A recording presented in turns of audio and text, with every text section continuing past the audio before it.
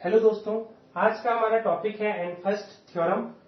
ये topic quantum mechanics में BSc में भी काफी इंपॉर्टेंट है और एमएससी में भी काफी इंपॉर्टेंट है। अगर आप बीएससी में पढ़ रहे हैं या एमएससी में पढ़ रहे हैं और आपकी यूनिवर्सिटी के सिलेबस में ये टॉपिक है एनफर्स्ट थ्योरम, तो आप यकीन करो ये टॉपिक एग्जाम के एंगल से काफी इंपॉर्टेंट है। तो मैं आज के इस वीडियो में इस बात पे भी डिस्कस करूंगा कि अगर आप बीएससी में हैं और क्वांटम मैकेनिक्स के नोट्स बना रहे हैं तो उसमें एनफर्स्ट थ्योरम में एग्जाम के एंगल से क्या आएगा और उसके आंसर आपको कैसे लिख के आने हैं, ये भी मैं डिस्कस करूंगा आज के इस वीडियो में। और अगर आप एमएससी में हैं और आपके सिलेबस में एनफर्स्ट थ्योरम है तो आपको किस टाइप के क्वेश्चन एनफर्स्ट थ्योरम से पूछे जाएंगे और उन क्वेश्चन के आंसर आपको किस तरीके से एग्जाम में लिख के आने हैं, इस पे भी आज के इस वीडियो में हम डिस्कस करने वाले हैं। तो स्टार्ट करते हैं आज का ये वीडियो। सबसे पहले समझ लेते हैं कि इस टॉपिक का नाम एनफर्स्ट थ्योरम ही क्यों पड़ा। एक्चुअली इस टॉपिक का नाम एक साइंटिस्ट के नाम पे है जिनका पूरा नाम था पाउल एनफर्स्ट। अब इन्होंने ऐसा क्या किया जिसकी वजह से आज आप ये टॉपिक क्वांटम मैकेनिक्स में पढ़ रहे हैं। इन्होंने क्वांटम मैकेनिक्स की थ्योरी का यूज करके क्लासिकल फिजिक्स के कुछ फॉर्मूलों को प्रूव कर दिया था। वो फॉर्मूले थे, पहला जो मोमेंटम होता है P इज इक्वल टू होता है मास इंटू वेलोसिटी। ठीक है, m is the mass, v is the velocity. एक इन्होंने ये फॉर्मूला प्रूव किया था। और एक और फॉर्मूला है फोर्स का। फोर्स क्या होता है? Negative gradient of potential energy. ये इन्होंने दो फॉर्मूले प्रूव कर दिए थे।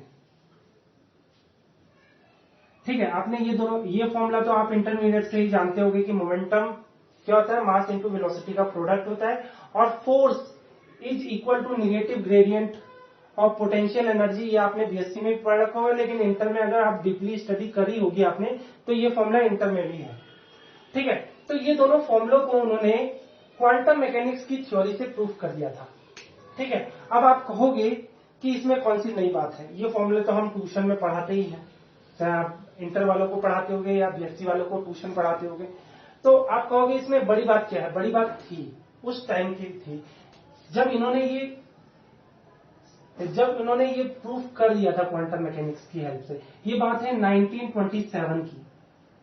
उस टाइम तक, यानी इस डेट तक जब उन्होंने ये प्रूफ किए फॉर्मूले with the help of quantum mechanics, तो उस टाइम हम जितने भी फिजिक्स के साइंटिस्ट थे वो ये मानते थे जो क्लासिकल मैकेनिक्स है या क्लासिकल फिजिक्स है वो बिल्कुल अलग फिजिक्स है, और जो क्वांटम फिजिक्स है या क्वांटम मैकेनिक्स है वो बिल्कुल अलग है। हम क्वांटम मैकेनिक्स के कंसेप्ट क्लासिकल फिजिक्स में नहीं अप्लाई कर सकते, ना ही मैं क्लासिकल मैकेनिक्स की थ्योरी या क्लासिकल फिजिक्स के कंसेप्ट क्वांटम मैकेनिक्स में अप्लाई कर सकता हूं, ऐसा उस टाइम समझते थे।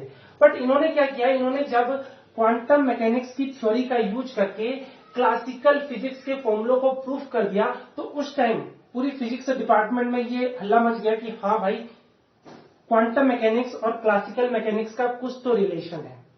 और वो ही रिलेशन बताने की कोशिश पाउल एनफर्स्ट ने 1927 में की। उन्होंने क्वांटम मैकेनिक्स की थ्योरी का यूज करके इन दोनों फॉर्मूलों को प्रूफ किया।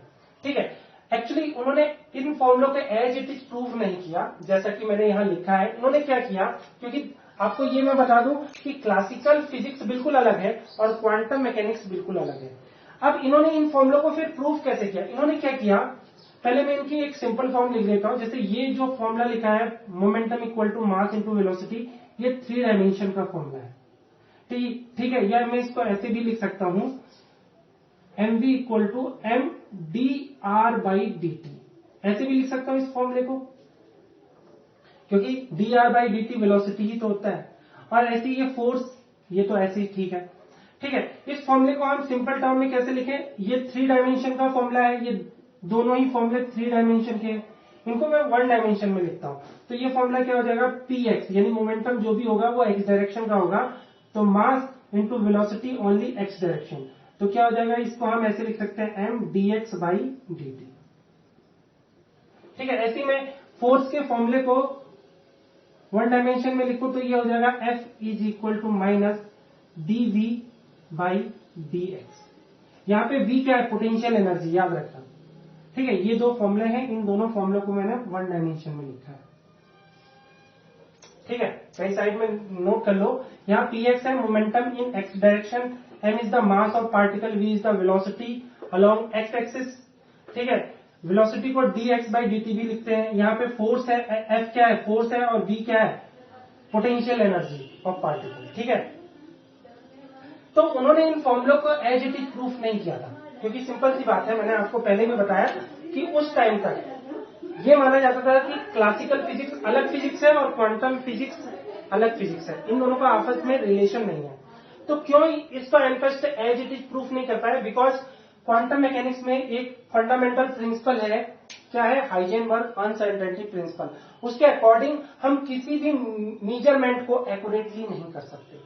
मेजरमेंट क्या है? फॉर एग्जांपल मुझे किसी पार्टिकल की पोजीशन को कैलकुलेट करना है, तो मैं पोजीशन को क्वांटम मैकेनिक्स में एग्जैक्टली कैलकुलेट कर ही नहीं सकता।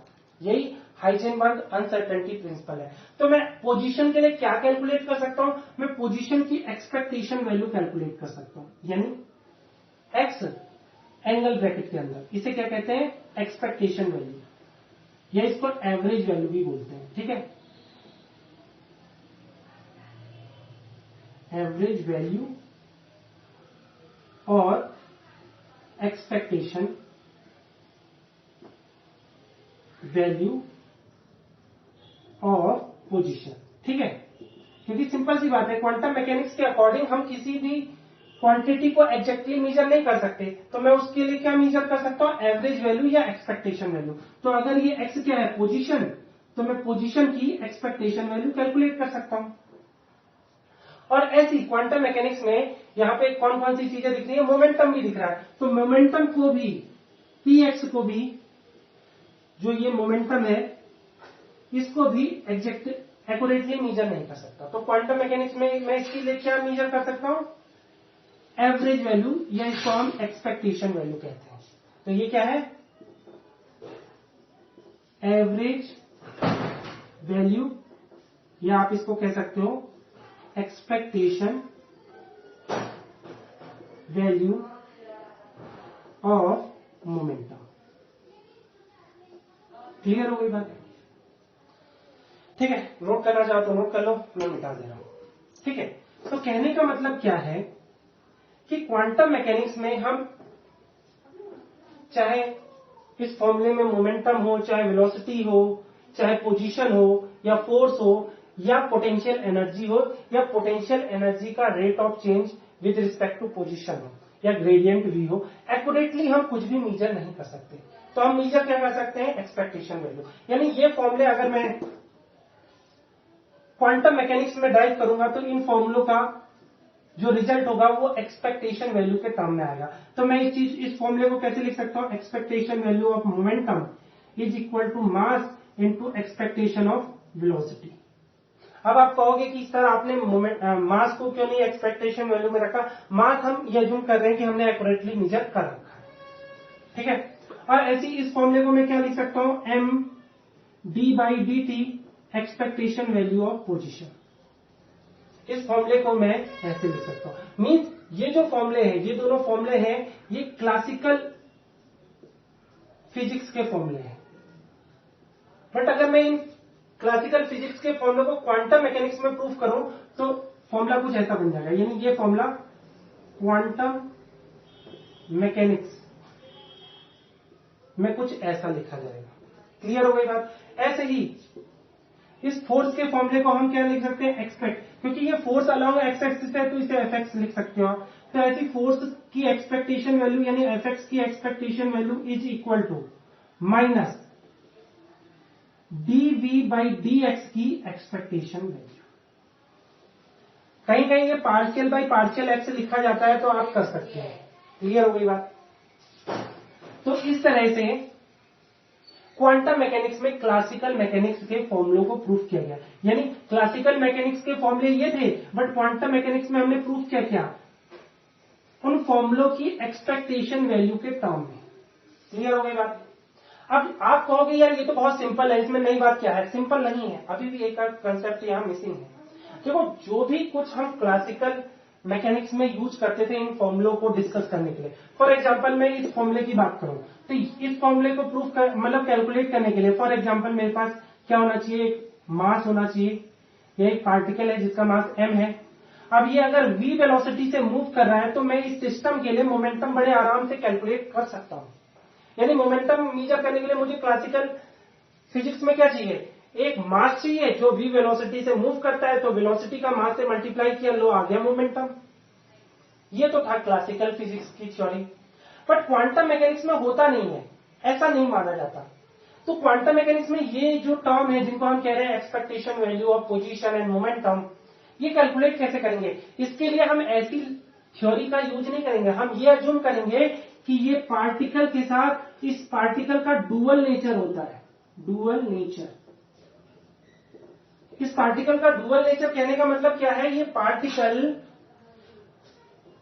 जब मोशन में हो, जब ये पार्टिकल मोशन में हो तो ये वेव की तरह भी बिहेव करे। कहने का मतलब है इसके पास एक वेव नेचर भी होना चाहिए। यही डुअल नेचर की डेफिनेशन डी ब्रोगली की जो थ्योरी है डुअल नेचर वाली, उसमें यही है कि क्वांटम मैकेनिक्स का जो हर एक पार्टिकल होता है उसके पास डुअल नेचर होता है। वो कभी कभी किसी एक्सपेरिमेंट में पार्टिकल की तरह बिहेव करता है और किसी एक्सपेरिमेंट में वेव की तरह बिहेव करता है। यानी हर एक पार्टिकल के पास एक वेव नेचर होता है, ये क्वांटम मैकेनिक्स अज्यूम करती है। तो जो ये वेव नेचर होता है इसे वेव पैकेट बोलते हैं क्वांटम मैकेनिक्स में, वेव पैकेट। क्लियर हो गई बात? अब इस वेव पैकेट की जो इक्वेशन होती है उसको हम वेव फंक्शन बोलते हैं। यानी equation of this wave packet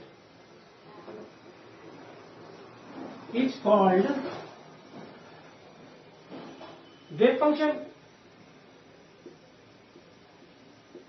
clear हो गई बात? इसका मतलब मैं ये मानूंगा कि यहां पार्टिकल नहीं है। क्वांटम मैकेनिक्स, देखो क्लासिकल मैकेनिक्स में इन फॉर्मूलों को प्रूव करने के लिए हम क्या किया, हमने क्या किया, ये कैलकुलेट करने के लिए हमने क्या किया, हमने माना कि एक मास है जो v वेलोसिटी से मूव कर रहा है, तो मोमेंटम मैं उसके लिए कैलकुलेट कर लूंगा। बट हम यहाँ क्वांटम मैकेनिक्स में क्या करेंगे, हम यहाँ कहेंगे पार्टिकल तो था ही नहीं, हमें जो दिख रही है वो वेव है। अब इस वेव पैकेट के लिए मुझे पोजीशन कैलकुलेट करना है कि ये वेव पैकेट कब किस पोजीशन पे था और इस वेव पैकेट का मोमेंटम कब क्या था।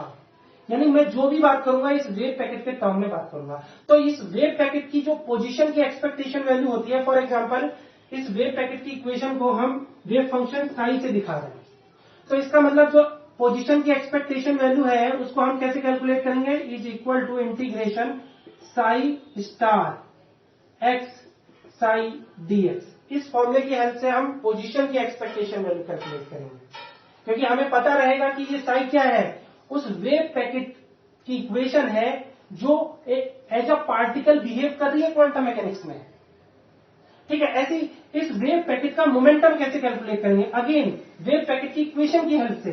तो integration psi star P x psi D x. तो इस तरह से हम पोजीशन की एक्सपेक्टेशन वैल्यू, मोमेंटम की एक्सपेक्टेशन वैल्यू या किसी भी मेजरेबल क्वांटिटी की एक्सपेक्टेशन वैल्यू इस फॉर्मूले की हेल्प से कैलकुलेट कर सकते हैं। यहां पे साई स्टार क्या है, साई स्टार है complex conjugate of wave function psi. तो कुल मिलाके पाउल एनफर्स्ट ने अपनी जो एनफर्स्ट थ्योरम दी थी उसके अंदर उन्होंने यही डिस्कस किया था। उन्होंने क्या किया था कि क्वांटम मैकेनिक्स की थ्योरी का यूज करके, यानी उन्होंने ये बोला कि पार्टिकल की जगह अगर हम क्वांटम मैकेनिक्स में as a wave packet use करें तो इस वेव पैकेट के भी वही फॉर्मूले आएंगे जो क्लासिकल फिजिक्स में एक पार्टिकल के फॉर्मूले बन रहे थे। यानी एक पार्टिकल का अगर momentum p equal to mv आ रहा है या m इक्वल टू dr/dt आ रहा है और उस पार्टिकल पे लगने वाला फोर्स अगर F equal to minus gradient of potential energy आ रहा है, तो वैसी एग्जैक्ट फॉर्मूले हमें मिल जाएंगे क्वांटम मैकेनिक्स में अगर हम एक एक मेजरेबल क्वांटिटी की एक्सपेक्टेशन वैल्यू कैलकुलेट कर लेंगे। तो यही सब कंक्लूजन था। और इस थ्योरी से सबसे बड़ा कंक्लूजन ये निकला उस टाइम, यानी 1927 में ये कंक्लूजन निकला कि उस टाइम सारे फिजिसिस्ट या सारे साइंटिस्ट ये मान गए कि हाँ, क्वांटम मैकेनिक्स का क्लासिकल मैकेनिक्स के साथ कुछ ना कुछ कनेक्शन है, या क्वांटम मैकेनिक्स एक लिमिट के बाद क्लासिकल मैकेनिक्स वाले सेम रिजल्ट देने लग जाती है। तो यही सब था इनफेस्ट थ्योरम के अंदर, और ऐसे ही इनफेस्ट थ्योरम को प्रूव करना। अब नोट्स में आप क्या क्या लिखोगे इस टॉपिक के अंदर वो भी देख लेते हैं। तो जब आप इनफेस्ट थ्योरम में नोट्स बनाओगे तो आप ये लाइनें नोट कर सकते हो। Correspondence between motion of a classical particle and motion of a wave packet was worked out by Paul and First in 1927. This theorem states that the average motion of wave packet agrees with the motion of the corresponding classical particle.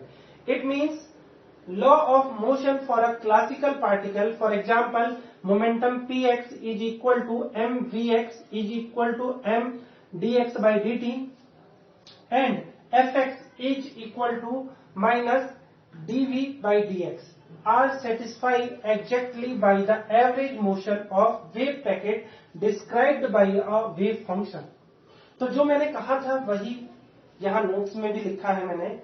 मैंने क्या बताया कि जो classical particle है, for example अगर मैं treat करूं कि ये पार्टिकल ऑफ मास m है जो v वेलोसिटी से मूव कर रहा है, ठीक है, और इस पे एक फोर्स F लग रहा है, तो इस पार्टिकल का मोमेंटम हम क्लासिकली कैसे कैलकुलेट करेंगे?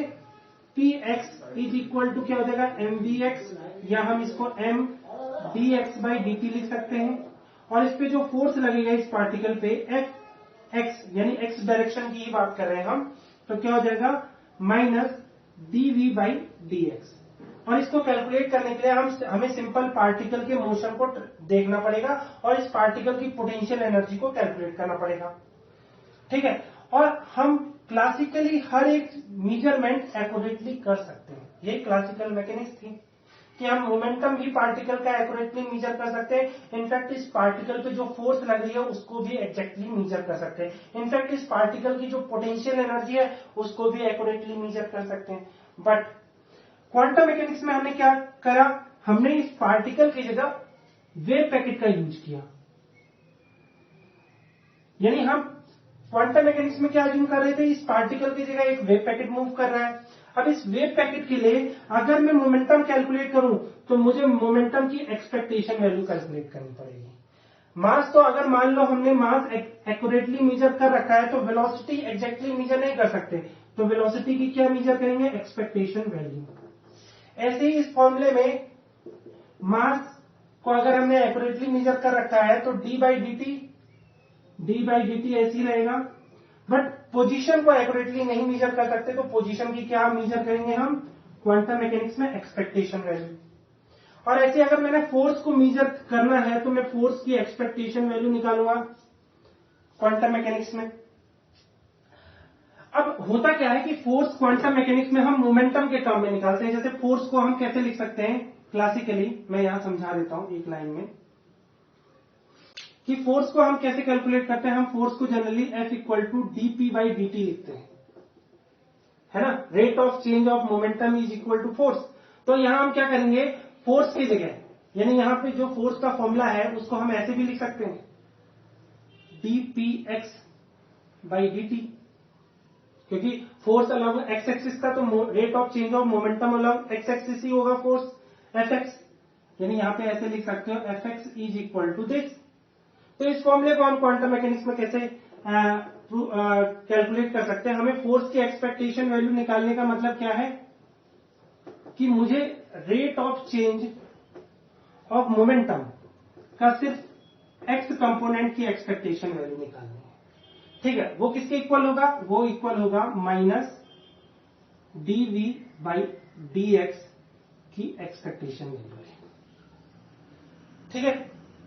लाइनों का मतलब भी वही है, correspondence between motion of classical particle and motion of wave packet was work out by Paul and first in 1927। यानी पाउल एंड फर्स्ट ने क्या किया था? जो हम थ्योरी क्लासिकल मैकेनिक्स में ले रहे थे कि हमारे पास एक पार्टिकल है, वो v वेलोसिटी से मूव कर रहा है, उस पे एक फोर्स F लग रहा है, तो हमने क्या अज्यूम किया कि हमारे पास पार्टिकल की जगह क्या है, एक वेव पैकेट है, और इस वेव पैकेट के पास ये वेव पैकेट v वेलोसिटी से मूव कर रहा है, और इस ये वेव पैकेट जो पार्टिकल को गाइड कर रहा है, उस पार्टिकल पे जो फोर्स लग रहा है वो Fx है, या पार्टिकल का जो मोमेंटम है वो Px है। इस तरह से क्वांटम मैकेनिक्स में हमने थ्योरी यूज की, यानी हमने क्वांटम मैकेनिक्स में क्या किया, पार्टिकल की जगह वेव पैकेट का यूज किया, ठीक है। और इसको यूज करने के बाद, यानी पार्टिकल की जगह वेव पैकेट का यूज करने के बाद पाउल एहरनफेस्ट ने क्लासिकल फिजिक्स के फॉर्मूलों को प्रूव किया। ये पहली लाइन है। करस्पॉन्डेंस मीन्स रिलेशन, यानी पार्टिकल के मोशन का रिलेशन वेव पैकेट के मोशन के साथ है, यही प्रूव किया एहरनफेस्ट ने।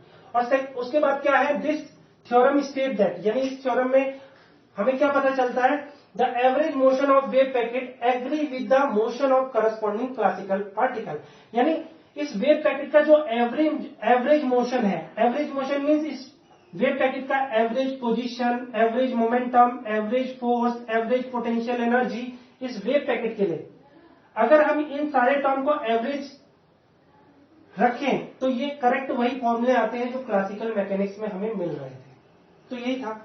अच्छा, नेक्स्ट क्या है, it means the law of motion of classical particle. मैंने क्लासिकल फिजिक्स के दो ही motion of a classical particle, यानी क्लासिकल फिजिक्स में अगर मैं एक पार्टिकल के मोशन की बात करूं तो मैंने दो फॉर्मूले लिए हैं जो मोशन को गाइड करते हैं, पहले मोमेंटम का और दूसरा फोर्स का। तो इन दोनों फोर्स के फॉर्मूलों को क्वांटम मैकेनिक्स में भी एग्जैक्टली प्रूफ कर दिया गया जब हम मोशन को एवरेज के टर्म में मेजर करें। Are satisfy exactly by average motion of wave packet describe by wave function.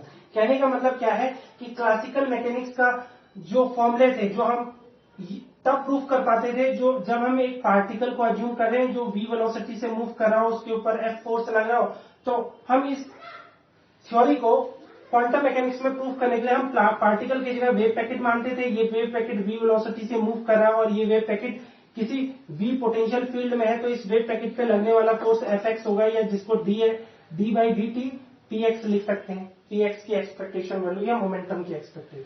तो इस तरह से एहरनफेस्ट ने अपनी थ्योरम में क्लासिकल मैकेनिक्स और क्वांटम मैकेनिक्स के बीच में रिलेशन डेवलप किया, ठीक है। अब इस रिलेशन को उन्होंने प्रूफ कैसे किया वो भी देख लेते हैं, ठीक है।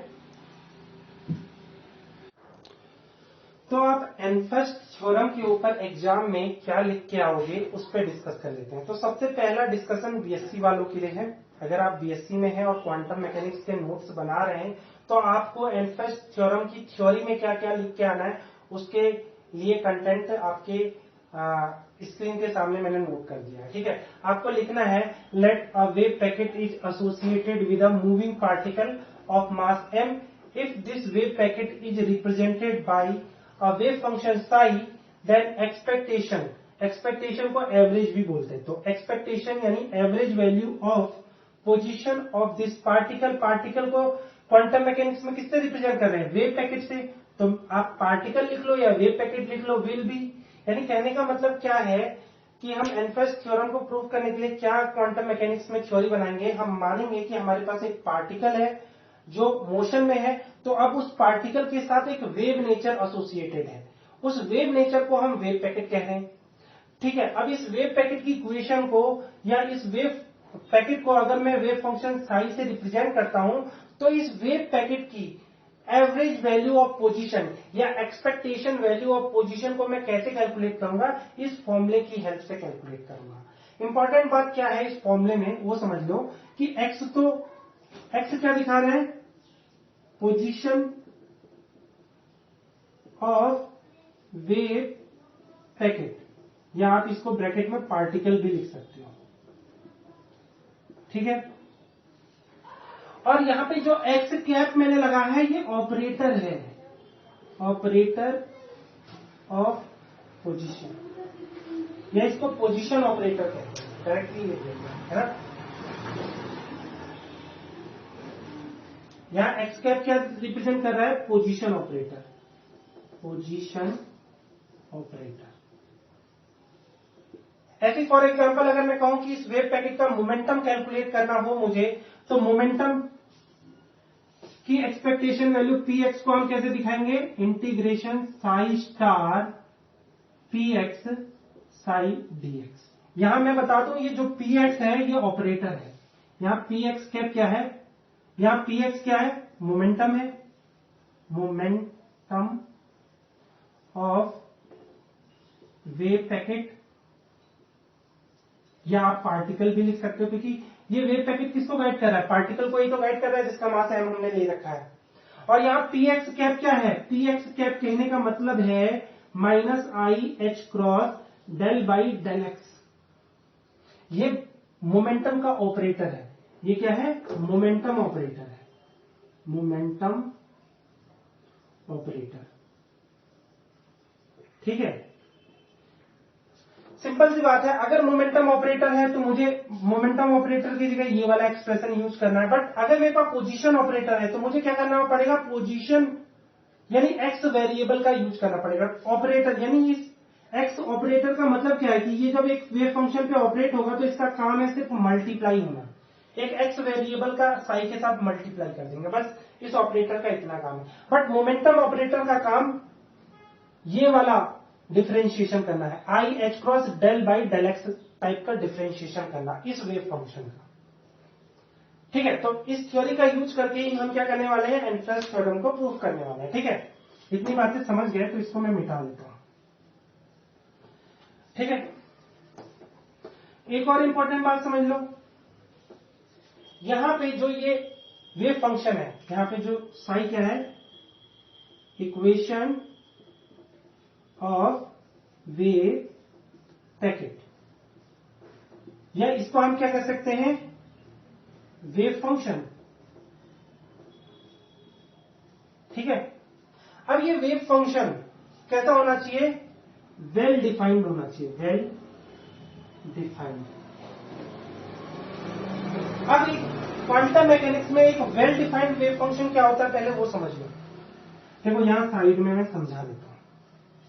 एक well defined wave function psi की वैल्यू, यहां अगर मैं साई को सिर्फ मान रहा हूं कि जो ये वेव फंक्शन है ये एक्स वेरिएबल, ये सिर्फ एक्स वेरिएबल का वेव फंक्शन है, यानी ये फंक्शन ऑफ सिर्फ ओनली एक्स वेरिएबल है, इस टाइप का। तो अगर x की वैल्यू में प्लस इंफिनिटी रख लूं तब भी ये वेव फंक्शन जीरो हो जाना चाहिए, और x की वैल्यू में माइनस इंफिनिटी रखूं तब भी ये वेव फंक्शन जीरो हो जाना चाहिए। इनफैक्ट इस वेव फंक्शन का कॉम्प्लेक्स कंजुगेट भी जीरो होना चाहिए, at plus infinity, at minus infinity. ये एक वेल डिफाइंड वेव फंक्शन की क्वालिटी होती है। क्लियर हो गई बात। इनफैक्ट इनका प्रोडक्ट भी ऐसा ही कुछ बिहेव करना चाहिए। कहने का मतलब है x equal to plus infinity पे साई स्टार साई का प्रोडक्ट भी जीरो होना चाहिए। क्लियर हो गई बात। और x equal to minus infinity पे भी साई स्टार साई का प्रोडक्ट जीरो होना चाहिए। ये एक वेल डिफाइंड वेव फंक्शन की क्वालिटी होती है। ठीक है, पहले ही बता दे रहा हूं क्योंकि आगे हम इन प्रॉपर्टीज का यूज करने वाले हैं। क्लियर हो गई बात। इनफैक्ट इतनी बातें पता होने के बाद भी और भी बातें हैं। For example del psi by del X भी जीरो होना चाहिए at X equal to plus infinity पे। In fact del psi star by del x की भी वैल्यू जीरो होनी चाहिए एट प्लस इंफिनिटी। ठीक है, ऐसी माइनस इंफिनिटी पे भी del psi by del x की वैल्यू जीरो होगी और del psi star by del x की वैल्यू भी जीरो होगी। इनफैक्ट इन दोनों के प्रोडक्ट की भी वैल्यू जीरो होगी, del psi by del x और del psi star by del x, ये भी जीरो होगा। प्लस इंफिनिटी पे भी और माइनस इंफिनिटी पे भी del psi by del X into del psi star by del X भी जीरो होगा। यहां तक कि इनका डबल डेरिवेटिव यानी partial square by partial x square, partial square by partial x square, यानी इस टाइप का भी डिफरेंशिएशन प्लस इंफिनिटी पे भी जीरो होगा, माइनस इंफिनिटी पे भी 0 होगा।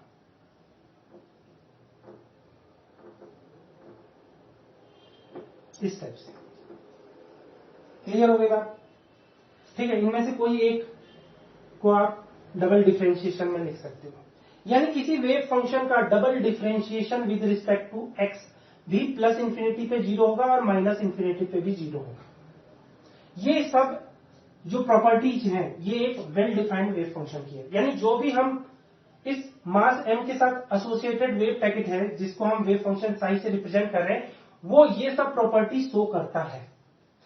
क्योंकि ये सब मैंने इसलिए बताया क्योंकि जो ये एक्सपेक्टेशन वैल्यू है ये एक्चुअली में इस इंटीग्रेशन की लिमिट बताती है, लिमिट के हेल्प से निकलेगी। ये लिमिट होती है माइनस इंफिनिटी से प्लस इंफिनिटी, बट मैं इसको दिखाऊंगा नहीं। मैं जनरली इसको कभी कभी मैं भूल जाता हूं तो ऐसे ही लिखता हूं Sai star X psi dx। I hope आपको समझ में आ रहा हो। बट जब भी मैंने एक सिंपल इंटीग्रेशन भी लिखा है तो आप ये समझो कि एक्सपेक्टेशन वैल्यू में उसकी लिमिट माइनस इंफिनिटी से प्लस इंफिनिटी ही जाएगी। इतनी बातें आप समझ गए तो इन बातों को नोट कर लो, मैं मिटा रहा हूं। तो जो भी आपने नोट्स में लिखा आपको इस लाइन के बाद कंटिन्यू करना है, एक्सपेक्टेशन वैल्यू ऑफ पोजीशन के बाद। ठीक है, तो एक्सपेक्टेशन वैल्यू ऑफ पोजीशन का फॉर्मूला था integration psi star X psi dx। Limit again मैं बता दूं माइनस इंफिनिटी से प्लस इंफिनिटी। मैं कभी भूल जाऊं तो आपको याद रखना है कि ये इंटीग्रेशन की लिमिट माइनस इंफिनिटी से प्लस इंफिनिटी है। पहले हम क्या करते हैं, कौन सा फॉर्मूला प्रूफ करने की कोशिश करते हैं, हम ये फॉर्मूला प्रूफ करेंगे जो मोमेंटम होता है P इक्वल टू यानी px इक्वल टू mvx। यही फॉर्मूला क्यों आएगा आपको मैं बता दूं, क्योंकि हम सारी चीजें एक्स एक्सिस में ही लेके चल रहे हैं। हम फंक्शन भी एक्स वेरिएबल का ले रहे हैं और पोजीशन की भी का सिर्फ एक्स कंपोनेंट ही कैलकुलेट कर रहे हैं, तो जो भी फॉर्मूला आएगा वो यही आएगा। अब क्योंकि इस फॉर्मूले में मेरे को क्या दिख रहा है, वेलोसिटी दिख रही है, तो क्या मैं इस फॉर्मूले से वेलोसिटी कैलकुलेट कर सकता हूं? बिल्कुल कर सकता हूं। मैं इस एक्सपेक्टेशन वैल्यू ऑफ पोजीशन का डिफरेंशिएशन कर दूं यानी डी बाई डी टी, तो क्या हो जाएगा। अब मैं यहां बताऊं आपको, यहां पे 3 फंक्शन है, फर्स्ट सेकंड थर्ड, तो इनका पार्शियल डिफरेंशिएशन होगा एक एक करके। तो पहला integration del psi star by del T X psi dx। पहले या शॉर्टकट तरीके से नहीं करते, नहीं तो आप कंफ्यूज हो जाओगे।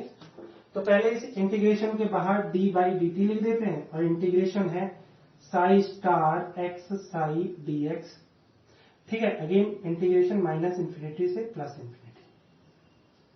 अब ये डी बाई डी टी इन सभी पे एक एक करके अप्लाई होगा, तो ये D by D T partial D by D T बन जाएगा। ठीक है, तो क्या बनेगा, ये पहला साई स्टार के रिस्पेक्ट में डिफरेंशिएशन होगा, तो del psi star by del T और दोनों फंक्शन बच जाएंगे एक्स और साई और dx प्लस। अब ये और साई स्टार और साई बच जाएंगे और एक्स के रिस्पेक्ट में पार्शियल डिफरेंशिएशन होगा, तो psi star partial x by partial T Sai dx। और फिर दोनों साई स्टार और एक्स का हो गया डिफरेंशिएशन, अब बचा किसका, साई का, तो psi star x partial psi by partial T, partial psi by partial T dx। एक और रीजन है कि हम dt को अंदर क्यों ले जा रहे हैं, क्योंकि जो भी यहां पे वेरिएबल है वो सब किसके हैं, ध्यान से देखो, वो सब x कंपोनेंट के वेरिएबल है। तो x कंपोनेंट का अगर हम डिफरेंशिएशन करें तो इंटीग्रेशन पे कोई x कंपोनेंट का यानी इन वेव फंक्शन का या किसी वेरिएबल का अगर मैं t के रिस्पेक्ट में डिफरेंशिएशन करता हूं टाइम के रिस्पेक्ट में, तो इस इंटीग्रेशन में कोई फर्क नहीं आएगा, क्योंकि ये इंटीग्रेशन स्पेस के रिस्पेक्ट में है। dx मीन्स स्पेस के रिस्पेक्ट में इंटीग्रेशन कर रखा है, x space x dimension space के रिस्पेक्ट में ही इंटीग्रेशन कर रखा है, तो इसलिए हमने इस डिफरेंशिएशन को अंदर डाल दिया। अच्छा, अब इंपॉर्टेंट बात ये है D by D T X. सीधी सीधी बात है, यहां पे जो ये वाला डिफरेंशिएशन है यानी partial x by partial T, ये 0 है, आपको क्लियरली दिख रहा है। तो सॉल्व करके क्या मिल जाएगा, integration del psi star by del T X psi dx plus ये तो 0 हो गया और ये integration psi star x del psi by del T DX. Clear हो गई बात? ठीक है, मैं इस बात को कहीं नोट कर देते हैं। ठीक है, कहां नोट कर दें? क्योंकि अभी ये बहुत इंटीग्रेशन लंबा है तो इसे कहीं साइड में नोट कर देते हैं। तो कहां नोट करते हैं? एकदम लास्ट में लिख देते हैं। यानी हमारा रिजल्ट क्या आ रहा है? D by D T expectation value of position is equal to क्या आ रहा है result? Integration del psi star by del T X psi D X. अच्छा, इंटीग्रेशन की लिमिट मैंने बताया था माइनस इंफिनिटी से प्लस इंफिनिटी, माइनस इंफिनिटी से प्लस इंफिनिटी, ऐसी माइनस इंफिनिटी से प्लस इंफिनिटी, ऐसी यहां पे भी माइनस इंफिनिटी से प्लस इंफिनिटी, माइनस इंफिनिटी से प्लस इंफिनिटी। तो यहां पे भी लिमिट क्या होगी?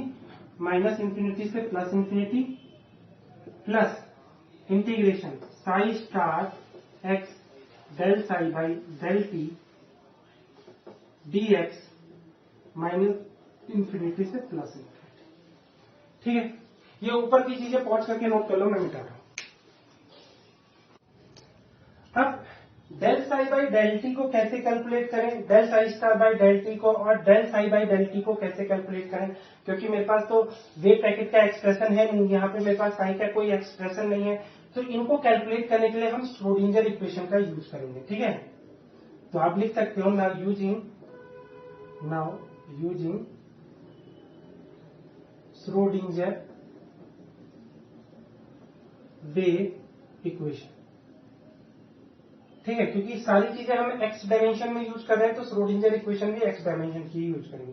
तो क्या थी श्रोडिंगर इक्वेशन?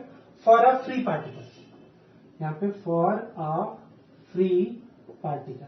और फ्री पार्टिकल के श्रोडिंगर इक्वेशन में जो पोटेंशियल एनर्जी होती है वो 0 होती है, क्योंकि जो हमें फॉर्मूला प्रूफ करना है वो है px इक्वल टू mvx। तो इसमें कोई पोटेंशियल एनर्जी तो यूज हुई नहीं है मोमेंटम को कैलकुलेट करने में, तो पोटेंशियल एनर्जी को हम 0 कर देंगे। तो श्रोडिंगर इक्वेशन क्या हो जाएगी? h cross square upon 2m minus del square by del x square psi is equal to I H cross del psi by del T. ये वाली श्रोडिंगर इक्वेशन का यूज करेंगे। क्लियर हो गई बात? अब क्योंकि मेरे पास del psi by del T तो दिख रहा है मुझे इस इक्वेशन में, तो मैं बना लूं इस इक्वेशन से डेल साई बाई, देखो एच क्रॉस से एच क्रॉस का स्क्वायर कैंसिल हो गया। ठीक है, यहां पे माइनस की जगह आप क्या लिख सकते हो? आई स्क्वायर लिख सकते हो। तो फॉर्मूला क्या बन जाएगा? I H cross upon 2m del square psi by del x square is equal to del psi by del T. ठीक है, यहां से आई और ये आई स्क्वायर है, एक आई कैंसिल, तो फॉर्मूला कुछ ऐसा बन जाएगा। क्लियर होगी बात? यानी ये श्रोडिंगर इक्वेशन थी, मैंने उसे सिंप्लीफाई करके कुछ ऐसा लिख दिया, क्योंकि मुझे कैलकुलेट क्या करना था? Del psi by del T. आपको समझ में आ रहा है? मैं भी चेक कर लेता हूं। क्लियर हो गई बात? अच्छा, मेरे को del psi star by del T भी कैलकुलेट करना है, तो इस इक्वेशन का कॉम्प्लेक्स कंजुगेट में ले लूं। तो कॉम्प्लेक्स कंजुगेट इस इक्वेशन का क्या बनेगा? Minus H cross square upon 2m del square psi by del x square is equal to I की जगह माइनस आई हो जाएगा del psi by del T. ये टाइम डिपेंडेंट श्रोडिंगर इक्वेशन है, याद रखो। तो टाइम डिपेंडेंट श्रोडिंगर इक्वेशन के ऊपर भी मैं YouTube पे वीडियो बना चुका हूं, आप पहले उसको देख लेना। अगर आपको ये इक्वेशन याद नहीं है तो याद करने की जरूरत पड़ेगी उस वीडियो को, अगर आप देख लोगे तो। ठीक है, तो इसको सिंप्लीफाई करोगे तो ये हो जाएगा minus I H cross upon 2m del square psi star upon del x square is equal to del psi star upon del T. ठीक है, दोनों वैल्यू हमने कैलकुलेट कर ली। यहां इस इक्वेशन में पुट कर दो, तो मैं बस पुट करूंगा, तो ये तो हमने यूज कर ली इक्वेशन। तो क्या हो जाएगा? D by D T expectation value of position x is equal to, यहां पे क्या हो जाएगा, फॉर्मूला बनेगा minus infinity to plus infinity, क्या लिखा जाएगा, स्टार वाला फॉर्मूला है, तो ये हो जाएगा minus I H cross upon 2m del square psi star by del x square into X psi D x, ठीक है, प्लस नेक्स्ट इंटीग्रेशन क्या बनेगा, minus infinity to plus infinity, और ये पहले से था साई स्टार एक्स, और del psi by del T की वैल्यू क्या है, I H cross upon 2m del square psi by del x square D X. Clear हो गई बात? ठीक है, अब नीचे की लाइन में मिटा दो, पॉज करके नोट कर लो, मैं मिटा रहा हूं।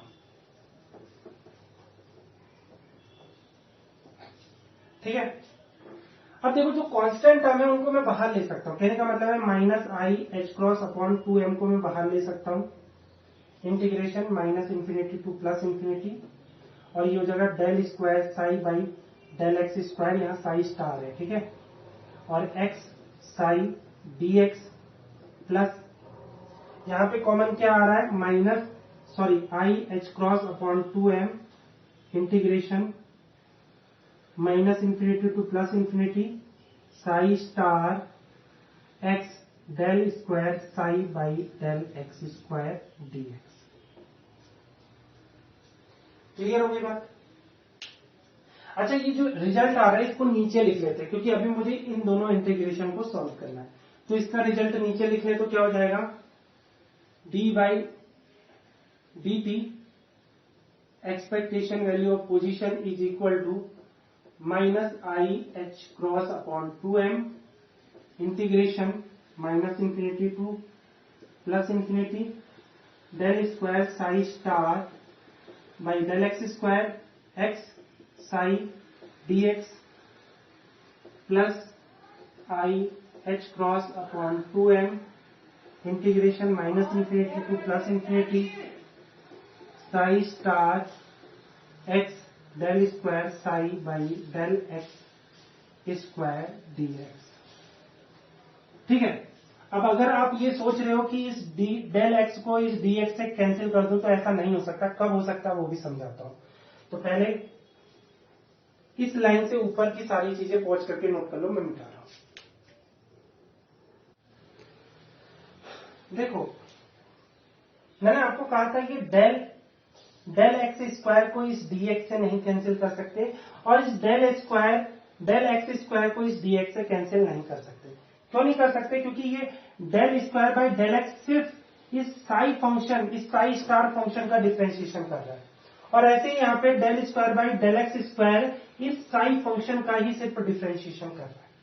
तो कहने का मतलब है, इसको और समझने के लिए हम इस लाइन को कैसे लिख सकते हैं, D by D X D by D T, D by D T expectation value of position is equal to integration नहीं है पहले, minus I H cross del 2m integration minus infinity to plus infinity, जिसका differentiation होना ही नहीं है उस term को मैं आगे लिख दूं, तो ये हो जाएगा X psi partial square upon partial x square psi star DX. ऐसे लिख सकता हूं, क्योंकि del square by del x square सिर्फ डिफरेंशिएशन किसका कर रहा है, साई स्टार का कर रहा है, इसीलिए मैंने इसको अलग कर दिया। प्लस इधर क्या है, I H cross upon 2m integration minus infinity to plus infinity, क्या हो जाएगा, psi star x del square psi by del x square DX. ऐसे लिख सकता हूं। ठीक है, इस लाइन को मिटा दूं, क्योंकि इसी लाइन को दूसरे तरह से मैंने लिखा है। अच्छा, अब इंपॉर्टेंट बात क्या है यहां पे, कि मुझे एक इंटीग्रेशन सॉल्व करना है, और तब तक सॉल्व करना है जब तक दूसरा इंटीग्रेशन ना आ जाए। देखो कैसे, ऑन सॉल्विंग किसको, integration minus infinity to plus infinity X psi del square psi star upon del x square DX. तो यहां पे हम फर्स्ट पार्ट इसको ले रहे हैं और सेकंड पार्ट इसको ले रहे हैं, बाई पार्ट इंटीग्रेशन करेंगे। तो पहले पार्ट को छोड़ के दूसरे पार्ट का इंटीग्रेशन हो जाएगा del psi star by del x square, ये क्या हो जाएगा डीएक्स, ठीक है, plus minus integration, first part का डिफरेंशिएशन हो रहा है तो पार्शियल बाई पार्शियल एक्स, किसका एक्स साई का differentiation, integration of second part यानी del psi del square psi star by del x square D X, और होल पार्ट का integration with respect to x.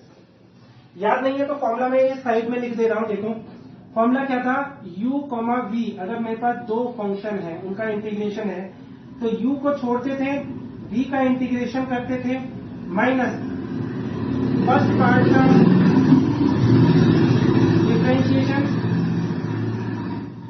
Part का डिफरेंशिएशन इंटू सेकंड पार्ट का integration, और फिर total part का integration. यही formula हमने ऊपर यूज किया, देख लो, ठीक है। अब यहां पे ये पार्शियल बाई पार्शियल एक्स इस डीएक्स से कैंसिल हो सकता है, तो आप सीधे इसका इंटीग्रेशन करोगे तो ये इससे कैंसिल मान सकते हो, ठीक है। इंटीग्रेशन करने के बाद क्या आ जाएगा, X psi partial psi by partial x, ये इंटीग्रेशन आएगा। अब क्योंकि इंटीग्रेशन मैंने इस पार्ट का सॉल्व कर दिया है तो लिमिट आ जाएगी माइनस इंफिनिटी से प्लस इंफिनिटी, यहां पे ये क्या है साई स्टार है, ठीक है। और इस पार्ट का इंटीग्रेशन आप करोगे तो क्या हो जाएगा, इसका तो डिफरेंशिएशन हम कर नहीं पाएंगे तो एज इट इज छोड़ देते हैं इसको, और इसका इंटीग्रेशन करेंगे तो ये हो जाएगा del psi by del x, ये स्टार हो जाएगा, और इस पूरे पार्ट का इंटीग्रेशन। क्लियर हो गई बात। अब मैंने आपको बताया था कि देखो साई प्लस इंफिनिटी पे भी जीरो होगा और साई माइनस इंफिनिटी पे भी जीरो होगा, तो जब अपर लिमिट लगाओगे तब भी ये जीरो होगा और लोअर लिमिट लगाओगे तब भी ये जीरो होगा, यानी ये जीरो ये जीरो ये जीरो दोनों लिमिट पे। ये तो जीरो नहीं होगा लेकिन ये जीरो बन जाएगा और ये भी जीरो बन जाएगा at plus infinity at minus infinity, यही मैंने शुरू में समझाया था। तो साई प्लस इंफिनिटी पे भी जीरो होगा और del psi star by del X भी प्लस इंफिनिटी पे जीरो होगा, ऐसी साई माइनस इंफिनिटी पे भी जीरो होगा और psi del psi star by del x minus infinity पे जीरो होगा, तो ये टोटल जीरो हो गया। अब इसका इंटीग्रेशन हम करेंगे फिर अगेन बाई पार्ट, तो पहला पार्ट ये है सेकंड पार्ट ये है, तो पहले पार्ट यानी माइनस आ जाएगा del by del x x psi, और इंटीग्रेशन ऑफ सेकंड पार्ट तो del psi star by del x और ये dx। अब यहां पहले से माइनस है तो ये प्लस हो जाएगा, तो क्या हो जाएगा, फर्स्ट पार्ट का डिफरेंशिएशन, तो अगेन डिफरेंशिएशन होगा तो partial square by partial x square x psi हो जाएगा, ठीक है। फिर दूसरे पार्ट का integration del psi star by del x square, ठीक है, dx स्क्वायर नहीं है dx है, और इस टोटल पार्ट का integration with respect to x। तो जब आप इसको सॉल्व करोगे तो ये क्या हो जाएगा, ये तो फॉर्मूला था इसको मिटा देते हैं, जो फॉर्मूला हम अप्लाई कर रहे हैं, तो ये क्या हो जाएगा del by del x x psi into psi star, क्योंकि इसका इंटीग्रेशन होगा तो साई स्टार बचेगा, और लिमिट क्या होगी, upper limit plus infinity minus infinity lower limit plus, और ये क्या बन जाएगा integration del square by del x square x Sai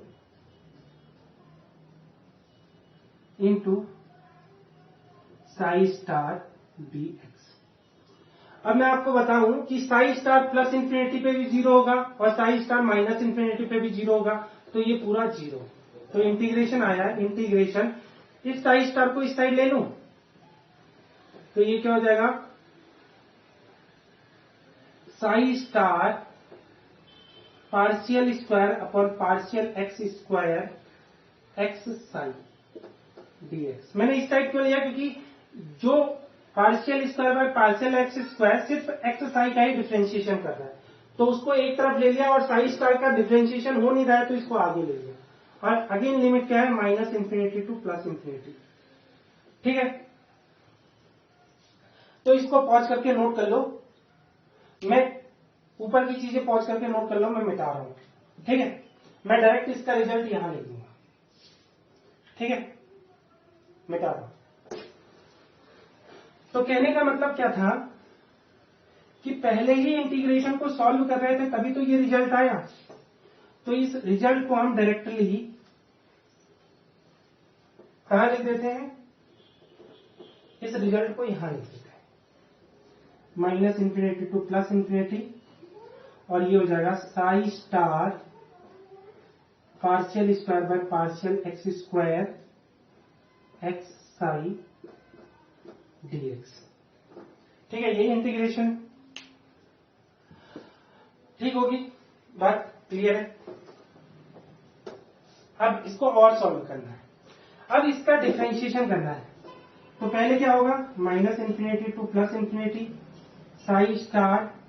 ठीक है, पहले डेल बाई डेल एक्स को, एक डेल बाई डेल एक्स को बाहर रखते हैं और इसका डिफरेंशिएशन करते हैं। तो पहले एक्स को छोड़ेंगे, del psi by del x, फिर साई को छोड़ेंगे और एक्स का डिफरेंशिएशन क्या हो जाएगा, 1।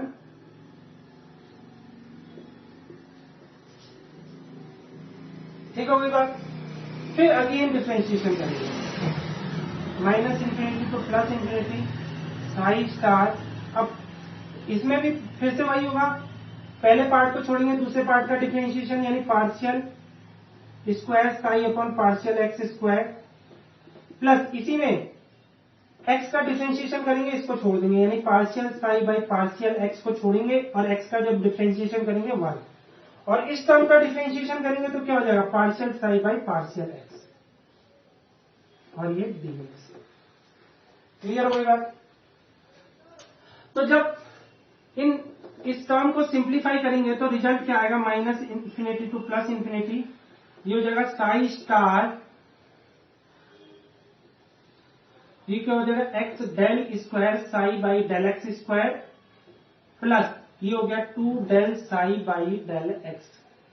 ठीक है, ये भी del psi by del x है, ये भी del psi by del x है, ये तो इंटू 1 है तो 1 ही रहेगा, यही सेम चीज आ जाएगा इंटू डी एक्स। ठीक है, यानी पूरा ओवरऑल रिजल्ट मैं क्या लिखूं। ठीक है, ऊपर की चीजें पहुंच करके नोट कर लो, यानी हम इसी इंटीग्रेशन को तो सॉल्व कर रहे थे, तो ऊपर की चीजें आप पहुंच करके नोट कर लो।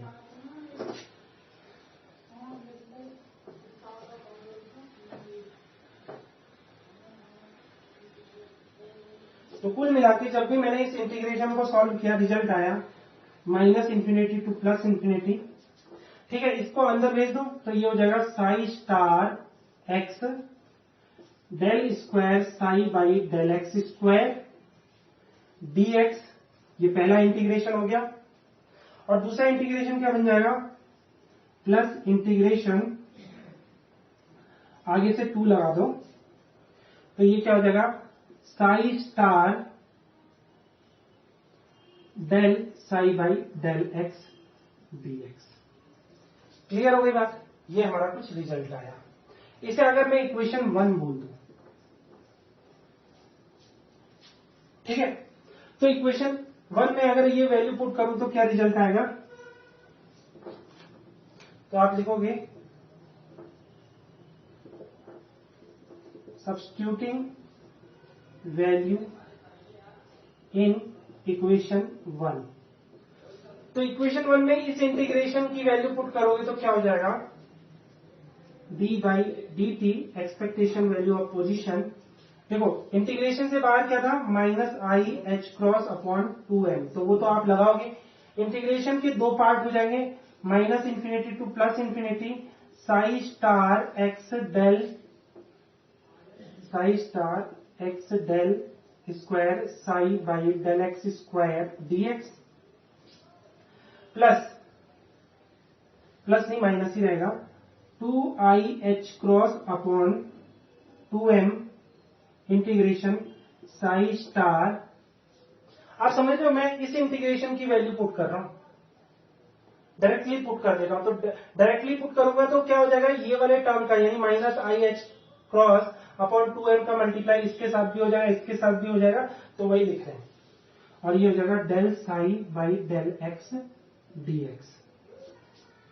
ठीक हो गया। और जो सेकेंड इंटीग्रेशन था वो तो एज इट इज रहेगा, IH cross square upon 2M integration minus infinity to plus infinity psi star x del square psi by del x square dx। अगर आप ध्यान से देखो तो ये इंटीग्रेशन और ये इंटीग्रेशन सेम है। इसका मतलब क्योंकि ये प्लस का, ये माइनस का है, वो प्लस का है, तो ये दोनों कैंसिल आउट हो जाएंगे। तो फाइनल रिजल्ट क्या आएगा, d by D T expectation value of position is equal to IH cross upon, ये क्या गलत काम कर दिया मैंने, यहां तो 2 नहीं था, हाँ ठीक है, सही तो है। ये 2 से 2 कैंसिल हो सकता है, यहां पे भी 2 है, ऊपर भी 2 था,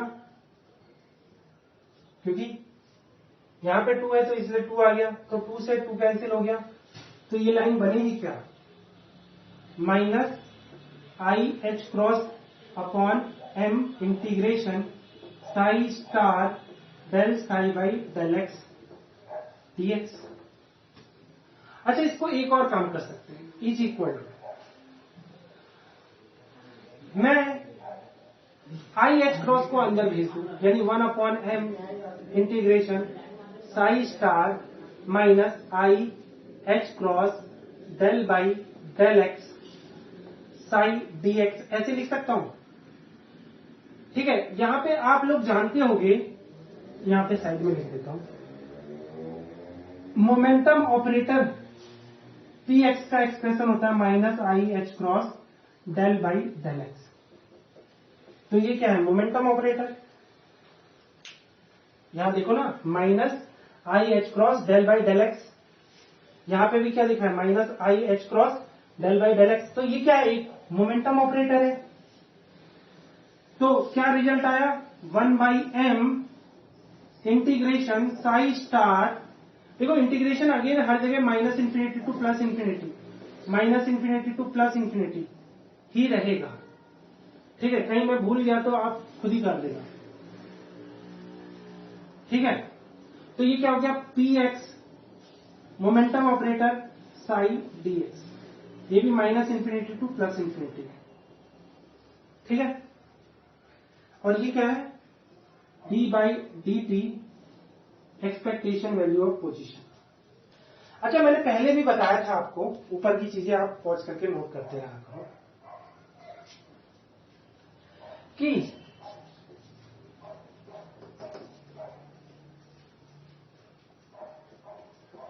किसी ऑपरेटर की एक्सपेक्टेशन वैल्यू का जो फॉर्मूला है, जैसे for example expectation value of position क्या था, minus infinity to plus infinity psi star X psi dx, ये फॉर्मूला था एक्सपेक्टेशन वैल्यू ऑफ पोजीशन।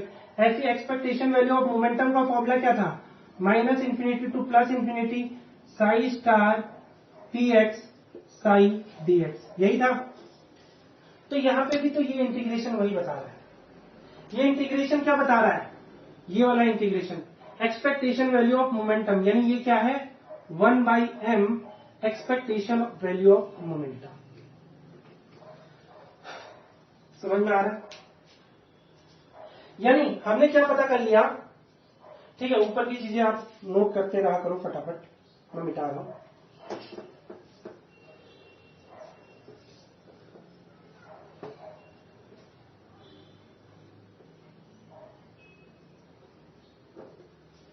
तो कुल मिला के हमारे पास फाइनल इक्वेशन क्या आई, कि जब भी मैंने d by D T expectation value of position निकाला तो 1 by M expectation value of momentum आया। या मैं इसको ऐसे कैसे लिख सकता हूं, इसको मैं ऐसे लिख सकता हूं एक्सपेक्टेशन वैल्यू ऑफ मोमेंटम को एक तरफ रखूं तो m d/dt expectation value of position. ये क्या है? एक्सपेक्टेशन वैल्यू ऑफ वेलोसिटी है, यानी इसी को मैं क्या लिख सकता हूं, या इसी के आगे ऐसे भी लिख सकता हूं m expectation value of velocity. तो यही फॉर्मूला प्रूफ करना था। Hence using theory of quantum mechanics we prove P equal to mv या px इक्वल टू mvx, या आप इसको लिख सकते हैं m dx/dt।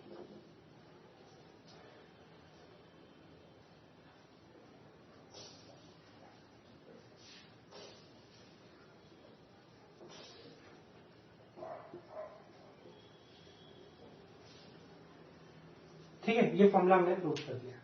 तो इसको पॉज करके नोट कर लो, मैं मिटा रहा हूं। या अगर आपको नोट्स के लिए अच्छी लाइन लिखनी है तो आप इस लाइन को प्रूव करने के बाद आप ये लाइन लिख सकते हो, if wave packet is reduced to a point. कहने का मतलब है, जो हम वेव पैकेट की थ्योरी लेके चले थे इस टाइप का, कि पार्टिकल की जगह हमारे पास क्या है, एक वेव पैकेट है। तो ये वेव पैकेट अगर एक पॉइंट में रिड्यूस हो जाए, यानी ये वेव पैकेट बहुत छोटा हो जाए, यानी ये इतना छोटा हो जाए कि ये एक पॉइंट के बराबर आ जाए, तो हम मोमेंटम को भी एक्यूरेटली मेजर कर सकते हैं, क्योंकि ये अब वेव पैकेट तो रहा नहीं, अब ये पॉइंट पार्टिकल बन चुका है। क्योंकि हम क्या कह रहे हैं, हम इस लाइन को प्रूव करने के बाद ये लिखेंगे, if wave packet reduce to a point, यानी ये वेव पैकेट इतना छोटा हो जाए कि ये एक पॉइंट के बराबर छोटा हो जाए, तो उस केस में एक्सपेक्टेशन वैल्यू ऑफ पोजीशन को हम पोजीशन के टर्म में लिख सकते हैं, क्योंकि उस टाइम हम पोजीशन को भी एक्यूरेटली मेजर कर सकते हैं और एक्सपेक्टेशन वैल्यू ऑफ मोमेंटम को मोमेंटम के टर्म में लिख सकते हैं, यानी मोमेंटम को भी एक्यूरेटली मेजर कर सकते हैं। यानी हम px को एक्यूरेटली मेजर कर सकते हैं कब, जब ये जो वेव पैकेट है वो रिड्यूस हो जाए टू अ पॉइंट, एक पॉइंट के बराबर साइज में रिड्यूस हो जाए, तो उस केस में हम इस वेव पैकेट की पोजीशन को भी एक्यूरेटली मेजर कर पाएंगे और इस वेव पैकेट के मोमेंटम को भी एक्यूरेटली मेजर कर पाएंगे। और फाइनली लाइन क्या लिखेंगे, so above equation reduces into classical equation. तो जो हमारी ऊपर की इक्वेशन है वो क्लासिकल इक्वेशन में अपने आप कन्वर्ट हो जाएगी। कैसे कन्वर्ट हो जाएगी, जब हमारा जो ये वेव पैकेट है, ये वेव पैकेट एक पॉइंट बन जाए, ये वेव पैकेट एक पॉइंट बन जाए, इतना छोटा हो जाए कि ये एक पॉइंट की तरह बिहेव करे, तो अपने आप इस वेव पैकेट की पोजीशन को हम एक्यूरेटली मेजर कर लेंगे, मोमेंटम को भी एक्यूरेटली मेजर कर लेंगे। तो जो ऊपर की इक्वेशन है एंड फर्स्ट इक्वेशन, उसको हम क्लासिकल इक्वेशन की फॉर्म में लिख सकते हैं, यानी px equal to m dx/dt equal to m vx। ठीक है, तो इसको पॉज करके नोट कर लो, मिटा रहा हूं। एग्जाम में एनफेस्ट थ्योरम की हेल्प से फोर्स का फॉर्मूला भी प्रूफ करने के लिए आता है। जैसे कि जो फोर्स का फॉर्मूला आता है, Fx is equal to rate of change of momentum with respect to time d/dt, Px is equal to, आपको पता है ये पोटेंशियल एनर्जी का d/dx भी होता है। अब इस फॉर्मूले को हमें कैसे प्रूफ करना है, क्वांटम मैकेनिक्स की थ्योरी से या एनफेस्ट थ्योरम के हेल्प से। तो हमें यहाँ पे क्या दिख रहा है, मोमेंटम दिख रहा है और पोटेंशियल एनर्जी दिख रही है, तो मोमेंटम को हम इजीली कैलकुलेट कर सकते हैं। तो मोमेंटम को क्वांटम मैकेनिक्स में हम कैसे कैलकुलेट करेंगे, एक्सपेक्टेशन वैल्यू ऑफ मोमेंटम। तो यानी px की एक्सपेक्टेशन वैल्यू क्या हो जाएगी, integration psi star px operator Sai dx। यहाँ पे px ऑपरेटर क्या होता है, px ऑपरेटर होता है -i h cross del by del x. ठीक है, तो यहां पे वैल्यू पुट करेंगे तो क्या हो जाएगा, expectation value of momentum is equal to क्या हो जाएगा, -i h cross integration psi star del psi, क्योंकि ये px ऑपरेटर ऑपरेट किस पे हो रहा है, साई पे, तो del psi by del x, इसका डिफरेंशिएशन हो जाएगा और ये हो जाएगा dx। अब क्योंकि यहाँ पे हमें क्लियरली दिख रहा है कि मोमेंटम का rate of change with respect to time calculate करना है, तो इसका मैं d/dt निकाल दूं, एक्सपेक्टेशन वैल्यू ऑफ मोमेंटम का, तो डी बाई डी टी क्या हो जाएगा, p x is equal to, अब क्योंकि ये तो कांस्टेंट टर्म है माइनस आई एच क्रॉस, तो इसको बाहर ही लेते हैं और यहाँ पे डी बाई डी टी कर देते हैं, integration psi star del psi by del x dx. Clear हो गई बात। अब यहाँ पे हमें अंदर पार्शियल डिफरेंशिएशन करना पड़ेगा क्योंकि यहाँ दो फंक्शन है, तो क्या हो जाएगा minus I H cross integration del psi star by del T, और दूसरा फंक्शन एज इट इज रहेगा। ठीक है, फिर पहला फंक्शन छोड़ेंगे और दूसरे फंक्शन का इंटीग्रेशन कर लेंगे। ठीक है, तो psi star as it is रहेगा और d partial by partial t किसका होगा, del psi by del x का, और इंटीग्रेशन। तो ओवरऑल हमें कैलकुलेट क्या करना है, अभी मैं बता दूं कि एक्सपेक्टेशन वैल्यू में जो इंटीग्रेशन होगा वो minus infinity to plus infinity होगा। तो जितने भी इंटीग्रेशन है सबकी लिमिट क्या रहेगी, minus infinity to plus infinity. तो हमारी फाइनल इक्वेशन क्या बन जाती है, rate of change of momentum with respect to time की क्वांटम मैकेनिकल इक्वेशन ये बनेगी, d by D T expectation value of momentum is equal to minus I H cross integration del psi star by del t multiplied by del psi by del x dx, और ये क्या हो जाएगा minus I H cross integration psi star. अच्छा, यहाँ पे मैं del by del T और डेल बाई डेल एक्स को आगे पीछे कर सकता हूं, तो मैं इसको डेल बाई डेल एक्स को बाहर निकाल लेता हूं और del psi by del T को अंदर ले लेता हूं, ऐसा कर सकता हूं, और ये हो जाएगा डीएक्स। तो मेरा काम क्या है, इस नीचे वाली इक्वेशन को सॉल्व करना। तो ऊपर की जितनी भी चीजें आप पॉज करके नोट कर लो, मैं मिटा दूं। अब आपको पता है साई और साई स्टार का एक्सप्रेशन हमें पता नहीं है, तो del psi star by del T और del psi by del T को हम कैलकुलेट नहीं कर सकते, तो हम क्या कर सकते हैं, श्रोडिंगर इक्वेशन की हेल्प से इसको कैलकुलेट करेंगे। तो क्या लिखेंगे, now using time dependent Schrodinger equation. अब यहां पे जो श्रोडिंगर इक्वेशन यूज करनी है हमें, उसमें पोटेंशियल एनर्जी होना चाहिए टर्म।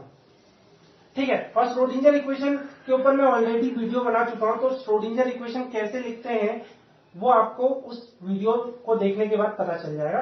तो मैं यहाँ पे टाइम डिपेंडेंट श्रोडिंगर इक्वेशन लिखता हूं वन डायमेंशन की, तो क्या हो जाएगा h cross square upon 2m, क्या हो जाएगा del square psi by del x square plus we psi equal to I H cross del psi by del T. ठीक है, और अगर क्योंकि del psi by del T तो मुझे दिख रहा है, ये तो मिल जाएगा फिर इस इक्वेशन की हेल्प से, but del psi star by del T को कैसे कैलकुलेट करें, इस इक्वेशन की कॉम्प्लेक्स कंजुगेट इक्वेशन। तो वो क्या हो जाएगा h cross square upon 2m del square psi star, जहां साई है वहां साई स्टार हो जाएगा, और जहां आई है वहां माइनस आई हो जाएगा, प्लस वी साई स्टार, और यहां हो जाएगा minus I H cross del psi by del T. तो मैं आपको दिख रहा है कि आई एच क्रॉस यहां पे है, आई एच क्रॉस यहां पे भी है, इसको del psi by del t के पास पहुंचाना है, यहां पे भी del psi by del t के पास पहुंचाना है। तो रिजल्ट क्या आ जाएगा वो देख लो, यानी d by D T expectation value of momentum is equal to, देखो यहां पे स्टार मैंने नहीं किया, जहां साई है वहां साई स्टार हो जाएगा। तो यहां पे मेरे को minus I H cross del psi star by del T, ये पूरा का पूरा टर्म दिख रहा है, तो इसको हम रिप्लेस कर देंगे, तो क्या हो जाएगा minus H cross square upon 2m del square psi star by del x square plus we psi star. ठीक है, ये किसकी वैल्यू है, इसकी वैल्यू है सिर्फ i H cross del psi star by del T की, बाकी पीछे वाला टर्म एज इट इज रख देंगे। तो क्या हो जाएगा del psi by del x integration dx. ये फर्स्ट इंटीग्रेशन हुआ, ये फर्स्ट इंटीग्रेशन हुआ। फिर माइनस, ठीक है, माइनस क्यों? क्योंकि यहां पे आई एच क्रॉस को ही अंदर भेजना है, यानी माइनस साइन को अंदर नहीं भेजना है, आई एच क्रॉस को इस यहां पे पहुंचाना है, तो रिजल्ट सेम मिलेगा। तो रिजल्ट क्या मिलेगा? इंटीग्रेशन, ठीक है। इंटीग्रेशन की लिमिट याद रखना माइनस इंफिनिटी से प्लस इंफिनिटी ही रहेगी, ठीक है। जहां पे भी आप लिखो तो इंटीग्रेशन की लिमिट माइनस इंफिनिटी से प्लस इंफिनिटी, माइनस इंफिनिटी से प्लस इंफिनिटी, ठीक है। तो वैल्यू पुट करोगे तो पहले जो चीजें हैं वो तो आएंगी ही। साई स्टार पहले से था, डेल बाई डेल एक्स भी पहले से था, और बाकी वैल्यू किसकी होगी? इसकी होगी। तो क्या हो जाएगा? Minus H cross square upon 2m del square psi by del x square plus we psi, bracket close, क्योंकि del psi by del T की वैल्यू हमने रख दी, और क्या हो जाएगा? dx, ठीक है। अब यहां पे मुझे क्या करना है?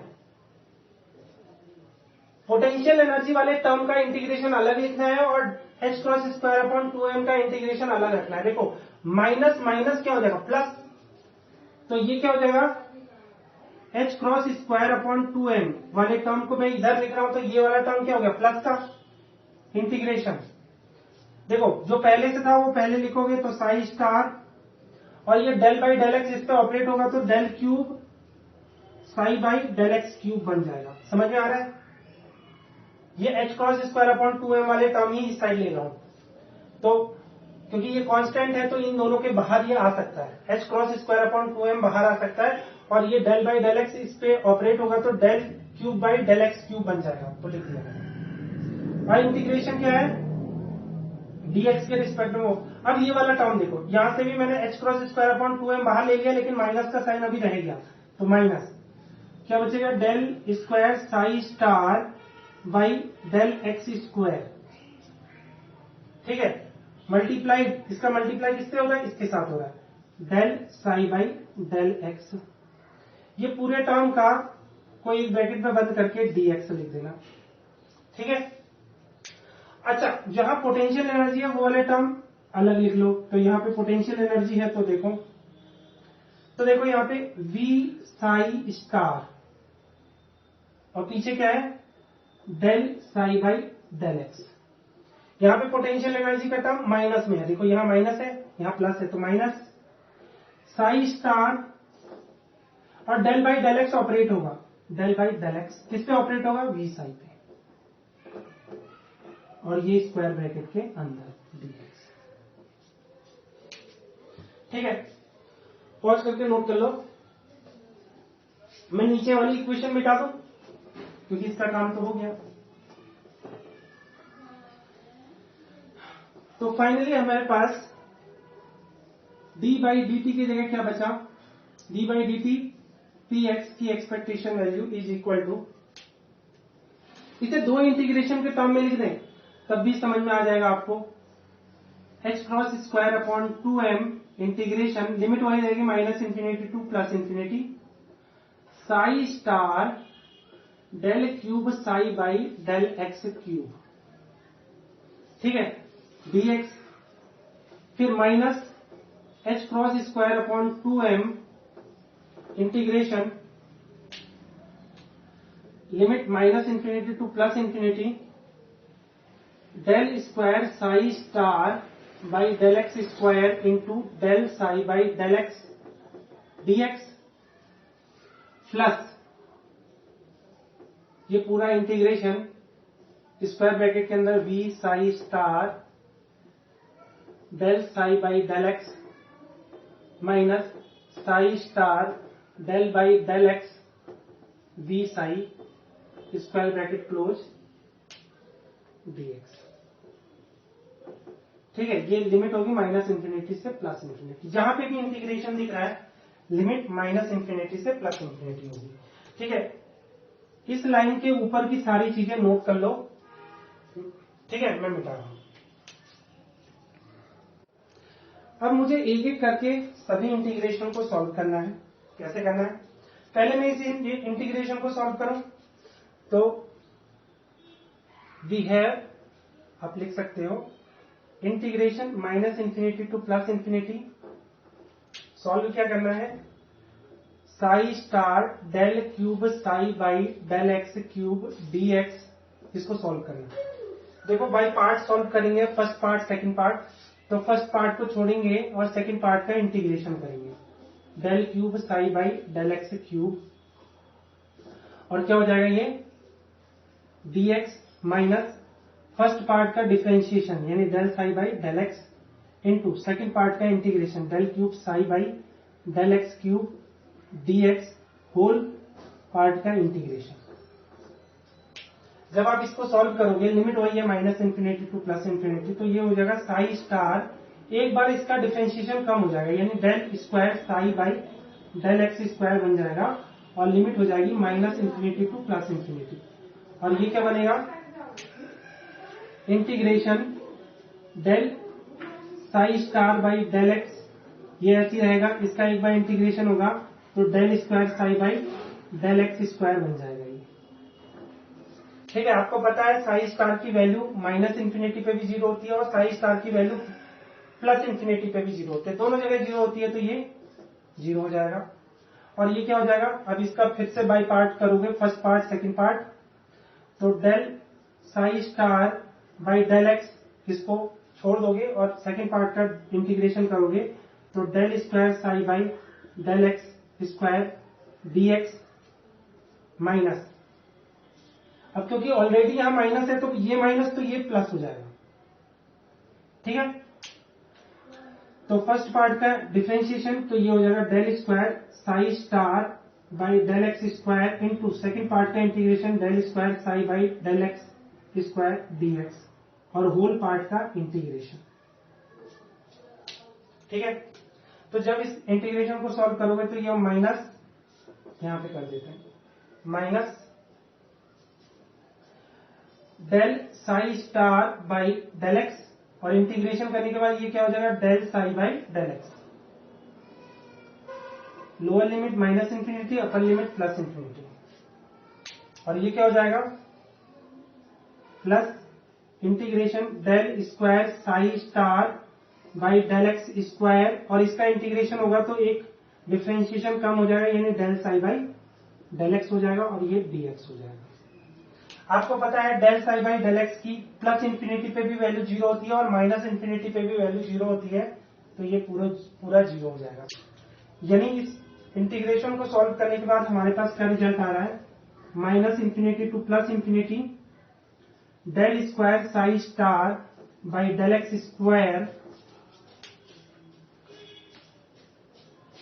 Multiplied by del psi by del x d x.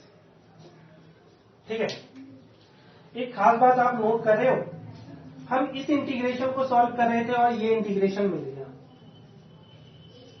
ठीक है, बेटा दूं, पॉज करके नोट कर लो। कहने का मतलब है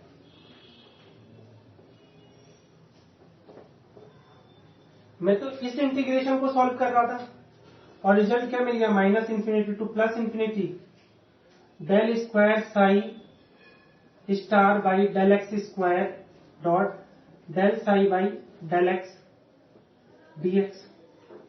ये तो यही इंटीग्रेशन है। ठीक है, या मैं इसके पूरी लाइन में H cross square upon 2m से मल्टीप्लाई कर दूं तो इंटीग्रेशन हो जाएगा minus infinity to plus infinity psi star del cube psi by del x cube D x is equal to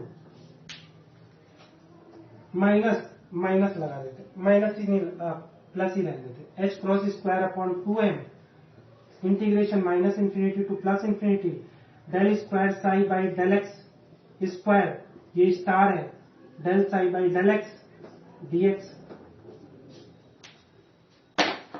ठीक है, इसको मैं मिटा दूं। जब दोनों को एक साइड लाएंगे यानी h cross square upon 2m minus infinity to plus infinity psi star del cube psi by del x cube minus, ठीक है, ये डीएक्स। ये क्या है, dx है, minus h cross square upon 2m integration minus infinity to plus infinity del square psi star by del x square into del psi by del x dx is equal to 0। इसको इस side लिया है, ये दोनों एक ही तो है, यानी इन दोनों इंटीग्रेशन को सॉल्व करेंगे तो रिजल्ट आ रहा है 0। या ऐसे भी समझ सकते हो कि ये इंटीग्रेशन इसके इक्वल है, बट दोनों के बीच में निगेटिव साइन है, इसका मतलब ये इससे कैंसिल आउट हो जाएगा। ठीक है, तो फाइनल रिजल्ट क्या आया वो लिख लेते हैं, तो पॉज करके नोट कर लो। तो कहने का मतलब क्या है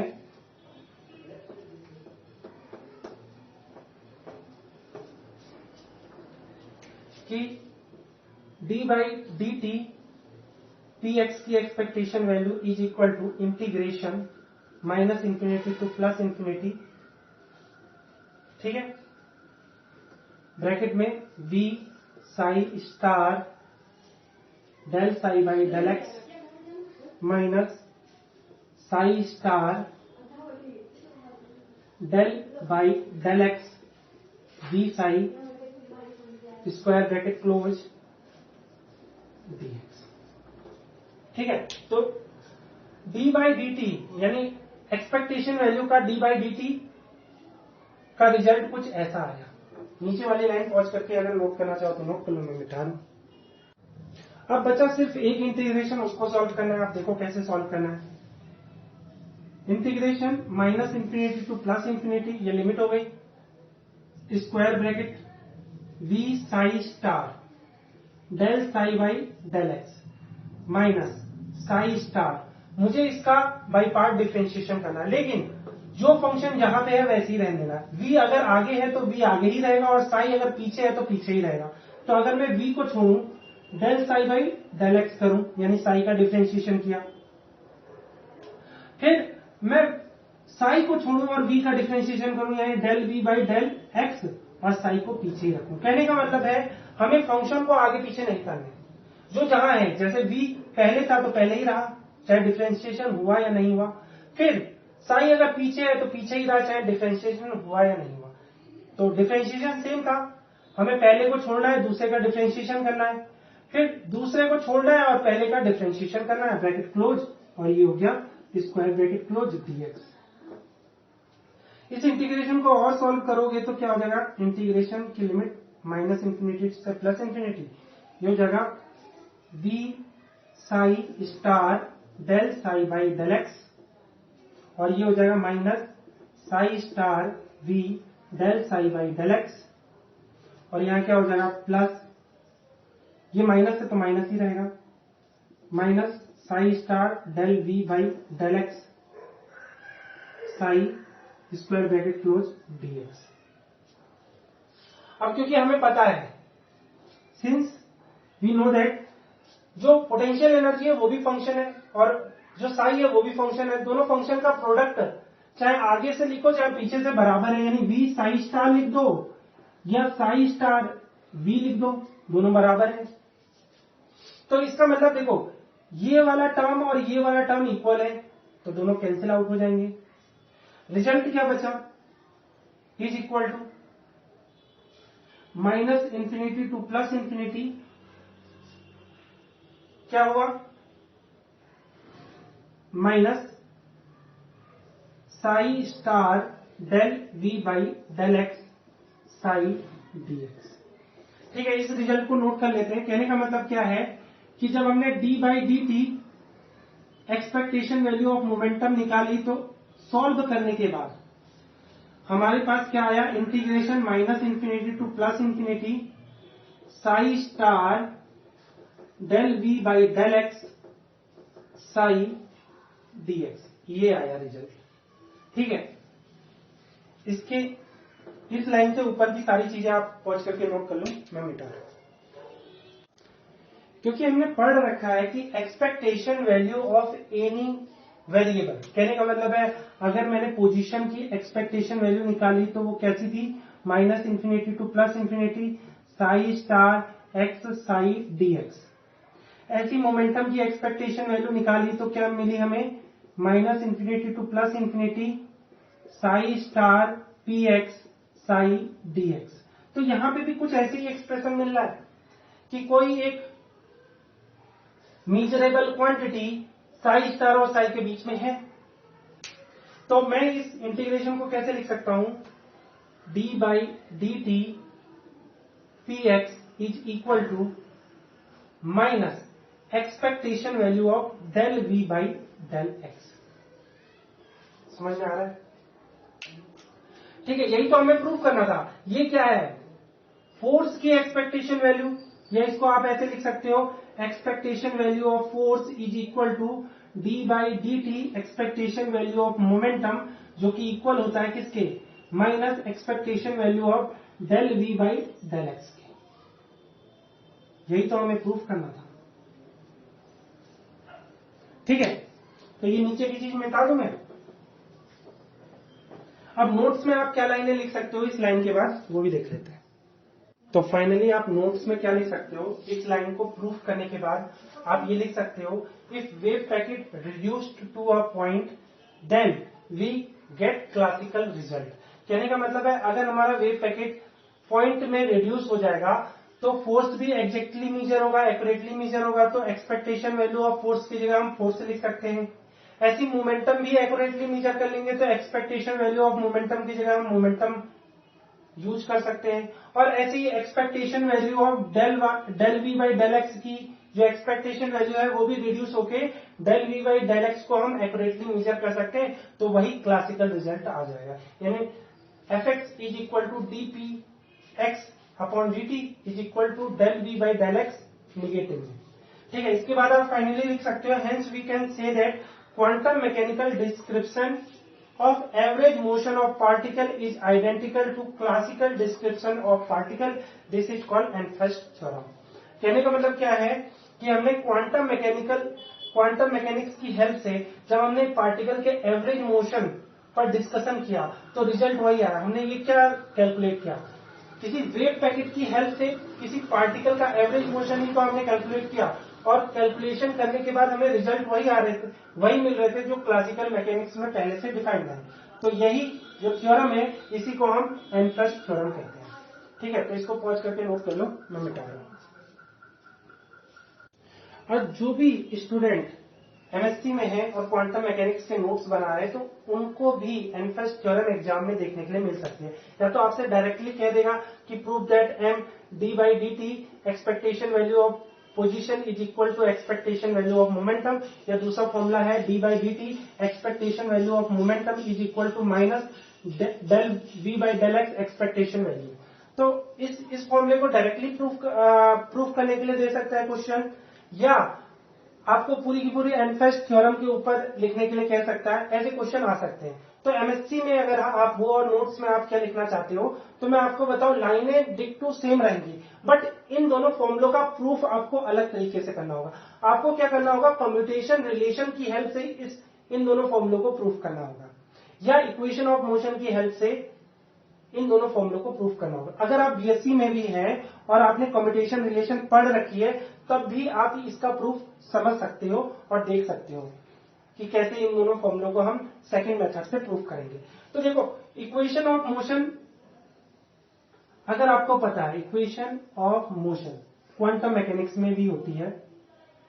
इसके ऊपर मैंने ऑलरेडी वीडियो बनाया है, वीडियो का नाम है क्वांटम मैकेनिक्स 21 डायनेमिकल बिहेवियर नाम से बनाया है।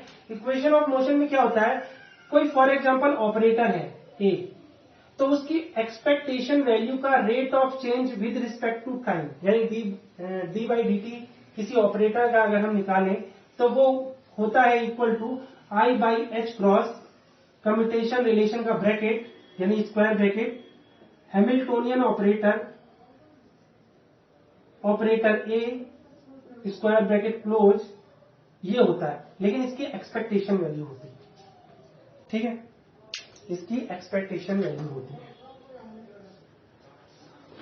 ठीक है। हैमिल्टोनियन ऑपरेटर ए ऑपरेटर का कम्यूटेशन ब्रैकेट की जो भी रिलेशन आएगी उसकी एक्सपेक्टेशन वैल्यू, ठीक है। इस फॉर्मूले को जनरली इक्वेशन ऑफ मोशन, ये आप किस जगह भी ये फॉर्मूला दे सकते हो, श्रोडिंगर रिप्रेजेंटेशन में, श्रोडिंगर रिप्रेजेंटेशन, या इसको हम श्रोडिंगर पिक्चर भी बोलते हैं, श्रोडिंगर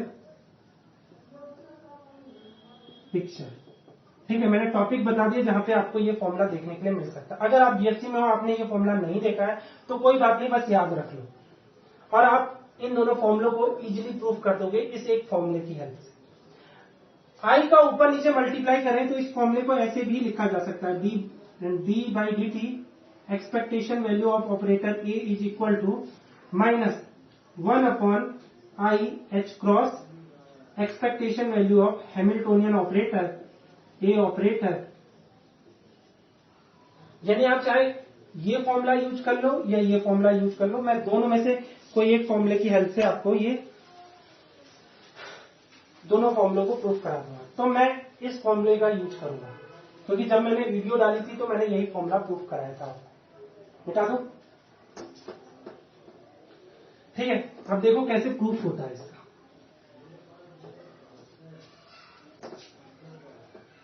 तो देखो, इस फॉर्मूले की हेल्प से मैं d by D T expectation value of position निकालू तो ये हो जाएगा i by h cross expectation value of commutation bracket Hamiltonian operator comma x और ये एंगल ब्रैकेट। ठीक है, अब मुझे इसको कैलकुलेट करना है, हैमिल्टोनियन ऑपरेटर का एक्स के साथ कम्यूटेशन रिलेशन। मैंने बताया था जब तक कम्यूटेशन रिलेशन नहीं आपको पता है आप ये मेथड की हेल्प से इन दोनों फॉर्मूलों को प्रूफ नहीं कर सकते। तो देख लेते हैं कैसे। तो सीधी सीधी बात है, हैमिल्टोनियन ऑपरेटर क्या होता है, मोमेंटम ऑपरेटर का square upon 2m plus V operator. ठीक है, क्योंकि हमें एक्स के रिस्पेक्ट में हैमिल्टोनियन ऑपरेटर का कम्यूटेशन रिलेशन यूज करना है तो मैं हैमिल्टोनियन को एक्स डायमेंशन में लिखूंगा तो ये क्या हो जाएगा, Hamiltonian operator equal to p x operator का स्क्वायर अपॉन 2m। ये 3 डायमेंशन के केस में है, लेकिन मुझे तो 1 डायमेंशन के लिए ही सॉल्व करना है। तो मोमेंटम के एक्स कंपोनेंट का स्क्वायर, ये ऑपरेटर है, प्लस v जो पोटेंशियल एनर्जी होगी वो फंक्शन ऑफ एक्स होगा। ठीक है, तो इसके अगर कम्यूटेशन रिलेशन बनाऊं तो क्या हो जाएगा, Hamiltonian operator comma x is equal to, Hamiltonian operator का फंक्शन खोलोगे तो क्या हो जाएगा, मोमेंटम ऑपरेटर का square upon 2m plus V x comma x. यहां पे एक फॉर्मूला हम लोगों ने पढ़ा था कम्यूटेशन रिलेशन में कि a plus B comma c commutation relation का रिजल्ट आता था a comma c commutation relation plus B comma c commutation relation. तो ये क्या बन जाएगा। और एक और बात बताई थी कि जो कांस्टेंट टर्म होते हैं वो बाहर आ जाते हैं। जैसे for example A lambda B है तो लैम्डा अगर कांस्टेंट है तो लैम्डा बाहर आ जाएगा, ए कॉमा बी हो जाएगा। ठीक है, तो ये दोनों फॉर्मूलों का यूज करें तो ये हो जाएगा पी एक्स ऑपरेटर का square upon 2m comma x. ठीक है, और दूसरा क्या हो जाएगा, बी एक्स कॉमा एक्स की कम्यूटेशन रिलेशन। अब मैंने बताया ये कांस्टेंट टर्म है, ये बाहर आ जाएगा तो 1 अपॉन 2m बाहर आ गया और ये कम्यूटेशन रिलेशन के अंदर होगा पी एक्स ऑपरेटर का स्क्वायर कॉमा एक्स और प्लस ये है वी एक्स कॉमा एक्स, ये दोनों का कम्यूटेशन रिलेशन। ठीक है, एक और बात मैंने बताई थी, मैंने बताया था कि a comma B is equal to होता है माइनस बी कॉमा ए की। और एक और कम्यूटेशन रिलेशन आपको बताई थी, ये सब आप कहां देख सकते हो, देख लेते हैं। मैं वीडियो नंबर बता देता हूं क्योंकि ये सब कम्यूटेशन रिलेशन मैंने आपको सॉल्व कराई है। नेट बहुत स्लो चल रहा है। हाँ, quantum mechanics 18 operator and commutation relation, quantum mechanics 18 का वीडियो है। ये भी वीडियो मैंने डाल दिया, ये सारे फॉर्मूले और ये सारी कम्यूटेशन रिलेशन मैंने उस पर डिटेल में डिस्कस की है। तो इन दोनों का रिजल्ट होता है आई एच क्रॉस। और अगर मैं बताऊं एक्स पी एक्स स्क्वायर का कम्यूटेशन रिलेशन क्या होता है, इसकी एक जो पावर है वो आगे आ जाएगी और सेम रिजल्ट ऐसे ही रह जाएगा। ठीक है, एक जनरल फॉर्मूला मैं बता दूं तो x पी एक्स की पावर n का फॉर्मूला क्या हो जाएगा, n i h क्रॉस और पी एक्स की पावर n माइनस 1। ये फॉर्मूला अप्लाई करोगे तो इसका रिजल्ट कुछ ऐसा आएगा, बट हमें तो उल्टा दिख रहा है, तो इस फॉर्मूले का यूज कर लें। ठीक है, तो इस फॉर्मूले को पॉज करके नोट कर लो, मैं मिटा रहा हूं। तो क्या रिजल्ट आ जाएगा, इसको रिवर्स करोगे कम्यूटेशन ब्रैकेट में तो ये हो गया P x square comma x की वैल्यू हो जाएगी minus 2i h cross P x. ठीक है, ये सब कम्यूटेशन रिलेशन मैंने सॉल्व कराई थी, इसीलिए मैंने पहले आपको एक सिंपल मेथड बता दिया था। एमएससी वाले भी उस मेथड का यूज कर सकते हो। तो इसका रिजल्ट आ गया minus 2i h cross P x upon 2m। अच्छा, इतना समझ गए। एक और फॉर्मूला है, ठीक है, नोट कर लो, मैं मिटा रहा हूं इधर की सारी चीज, सारे फॉर्मूले मिटा रहा हूं। एक और फॉर्मूला है, वो है कि अगर मेरे पास एक ऑपरेटर है ए है और उसी का फंक्शन है, उसी ऑपरेटर का कोई फंक्शन है, उसके साथ उसका कम्यूटेशन रिलेशन 0 होता है। इसका मतलब अगर ये x है और ये fx है तो इन दोनों का कम्यूटेशन रिलेशन 0। इनफैक्ट इसका उल्टा भी, रिवर्स भी 0 होता है। fx x का कम्यूटेशन रिलेशन 0। यहां पे क्या दिख रहा है, fx की जगह क्या है, पोटेंशियल एनर्जी है, dx x इनका कम्यूटेशन रिलेशन 0। तो ये कुल मिला के ये रिजल्ट आएगा 0। ठीक है, मिटा दो, पॉज करके नोट कर लो। तो कुल मिला के इस इक्वेशन ऑफ मोशन की हेल्प से d by D T expectation value of position is equal to कितना आ गया, i बाई एच क्रॉस, और एक्सपेक्टेशन वैल्यू ऑफ किसकी, दिस, यानी 2i h cross upon 2m p x. यहां पे ऑपरेटर यही है, बाकी सब चीजें कांस्टेंट है तो वो बाहर आ जाएंगी। तो क्या होगा, i square h cross upon h cross m, और ये एक्सपेक्टेशन वैल्यू ऑफ मोमेंटम। तो देखो h क्रॉस से h क्रॉस कैंसिल, ये i स्क्वायर क्या हो जाएगा माइनस, तो ये हो गया माइनस,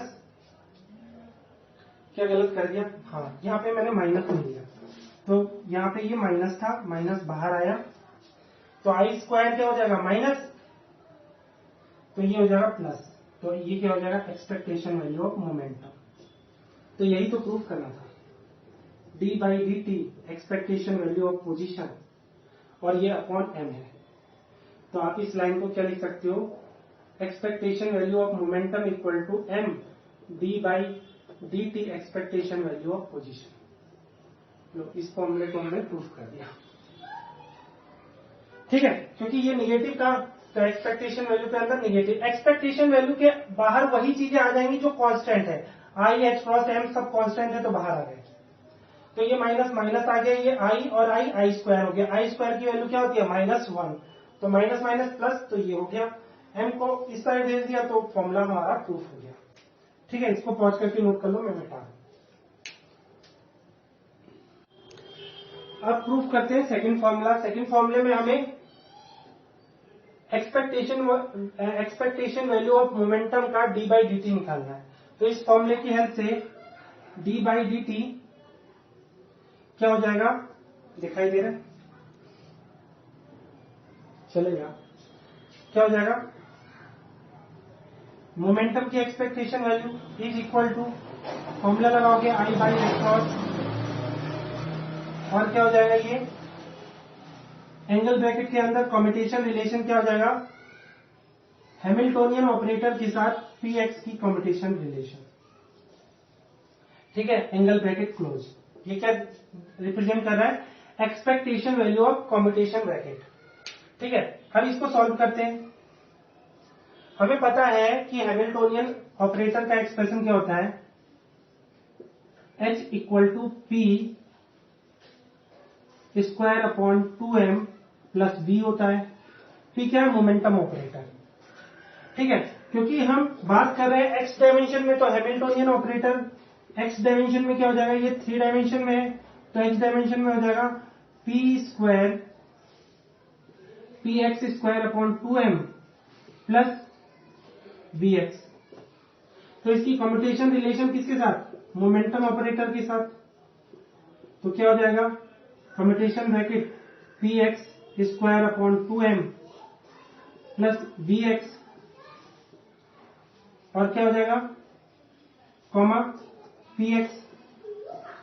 ठीक है, रूल वही होगा जो मैंने लिखवाया था, a plus B comma C की कम्यूटेशन रिलेशन क्या होगी? ए सी की commutation relation plus B C की कम्यूटेशन रिलेशन। तो लिख दो, तो क्या हो जाएगा? P x square upon 2m comma p x की commutation relation plus b x comma p x की कम्यूटेशन रिलेशन।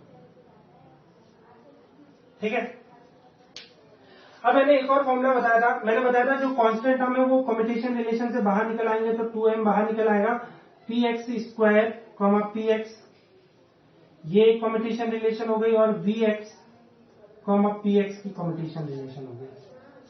अच्छा, ये पी एक्स स्क्वायर ये कुछ ऐसा नहीं है, एफ पी एक्स यानी फंक्शन ऑफ पी एक्स का पी एक्स के साथ कम्यूटेशन रिलेशन, तो ये 0 होता है, क्योंकि function of p x means p x square ही तो फंक्शन हुआ, तो p x square comma p x का कम्यूटेशन रिलेशन 0, तो ये कम्यूटेशन रिलेशन हो गया 0, इज इक्वल टू रिजल्ट क्या आया? वी एक्स कॉमा पी का कम्यूटेशन रिलेशन, पी एक्स का कम्यूटेशन रिलेशन।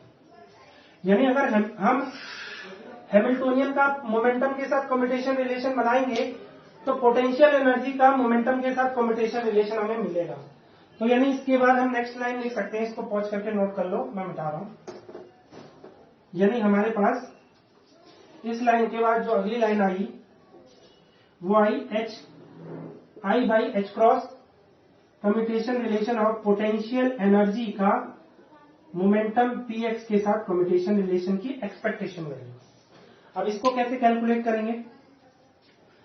तो इसको पॉज करके नोट कर लो, मैं मिटा रहा हूं।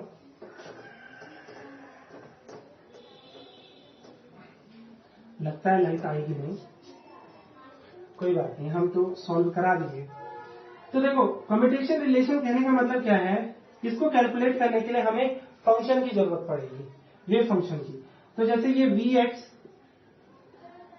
कॉमा पी एक्स की कम्यूटेशन रिलेशन का मतलब होता है वी एक्स का पी एक्स के साथ मल्टीप्लाई माइनस पी एक्स आगे आएगा और वी एक्स के साथ मल्टीप्लाई। यहां मल्टीप्लाई नहीं होगा, यहां पे पी एक्स क्या है?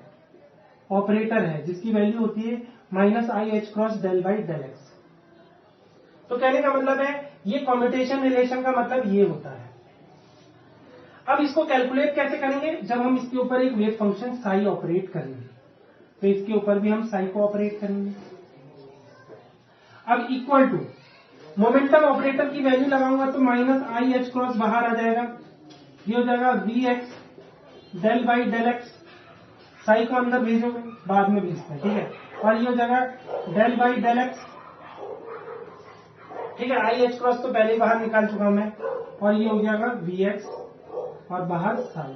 तो पहले साई को अंदर भेजेंगे, फिर जाके डिफरेंशिएशन करेंगे, तो minus I H cross V x del psi by del x minus del by del x, ये हो गया वी एक्स का मल्टीप्लाई साई के साथ। तो फर्स्ट फंक्शन सेकंड फंक्शन वाला डिफरेंशिएशन होगा, यानी minus I H cross V x del psi by del x, और यहां पे पहले वी एक्स को छोड़ेंगे और साई का डिफरेंशिएशन करेंगे, और फिर क्या करेंगे? साई को छोड़ेंगे और v का डिफरेंशिएशन करेंगे। साई जहां पे है, जिस जगह पे साई है उसी जगह पे रखेंगे, हम फंक्शन को आगे पीछे नहीं करेंगे, यानी माइनस वी एक्स का ही तो डिफरेंशिएशन होने वाला है, तो del by del X V X और साई, यानी इसका डिफरेंशिएशन होगा, ठीक है। और ब्रैकेट क्लोज। आपको दिख रहा है कि ये वाला फंक्शन और ये वाला फंक्शन सेम है, दोनों को कैंसिल आउट कर दो। यहां माइनस है, यहां माइनस है, तो रिजल्ट क्या आया, I H cross del V X by del x square bracket के अंदर, ये हो गया साइन। रिजल्ट कुछ ऐसा आया, ठीक है। इस रिजल्ट को मैं यहां लिख दूं क्योंकि हमने इसी को तो सॉल्व किया है। ये this is equal to this, और इसी को सॉल्व करते रहे, ये रिजल्ट आएगा, यहां लिख दूं। तो पॉज करके नोट कर लो, सारी चीजें मिटा देना। लाइट तो आ गई, ये लाइट बहुत धोखेबाज है, जब आना था तब नहीं आई, अब जो मैंने मिटा दिया तब आ गई। तो यहां क्या होगा, I H cross del V X by del x, psi psi से साई को हटा दो, तो V X P x is equal to I H cross del V X by del x, ठीक है। ये रिजल्ट आया, यहां पे पुट कर दें तो जो कांस्टेंट टर्म है वो बाहर आ जाएंगे, यानी आई बाई एच क्रॉस तो पहले से था, into i by h cross again आ गया, और एक्सपेक्टेशन वैल्यू के अंदर क्या हुआ, del we by del x. Multiply करोगे तो क्या हो जाएगा, D by D T expectation value of momentum is equal to i square, यानी माइनस एच क्रॉस से h cross del we by del x. यही तो प्रूफ करना। तो इस तरह से आप कम्यूटेशन रिलेशन की हेल्प से एनफेस्ट थ्योरम की दूसरी इक्वेशन भी प्रूफ कर सकते हो। तो इसको पॉज करके लो। तो लास्ट में बस इतना ही कहूंगा, चाहे आप बीएससी के स्टूडेंट हो, चाहे आप एमएससी के स्टूडेंट हो, अगर आपके सिलेबस में एनफेस्ट थ्योरम है तो आपको क्या करना है, एग्जाम में अगर वो क्वेश्चन आता है एनफेस्ट थ्योरम के ऊपर, तो आपको फर्स्ट फॉर्मूले को और सेकंड फॉर्मूले को प्रूफ करके आना है। मेथड आप कोई सा भी यूज कर सकते हो, मैंने यहाँ पे दो मेथड की हेल्प से इन दोनों फॉर्मूलों को प्रूफ करके दिखाया है। पहला मेथड था जिसमें मैंने expectation value of position and expectation value of momentum का टाइम के रिस्पेक्ट में डिफरेंशिएशन किया और इन दोनों फॉर्मूलों को प्रूफ किया। या आप दूसरा मेथड भी यूज कर सकते हो जो इक्वेशन ऑफ मोशन का मेथड है, या आप जिसको कम्यूटेशन रिलेशन का मेथड भी बोल सकते हो। इस मेथड की हेल्प से भी मैंने यही दोनों फॉर्मूले आपको प्रूफ कराए। तो जो भी मेथड आपको समझ में आ रहा है उस मेथड की हेल्प से एग्जाम में इन दोनों फॉर्मूलों को आप प्रूफ करके आ सकते हो। तो इस वीडियो में इतना ही, ओके बाय।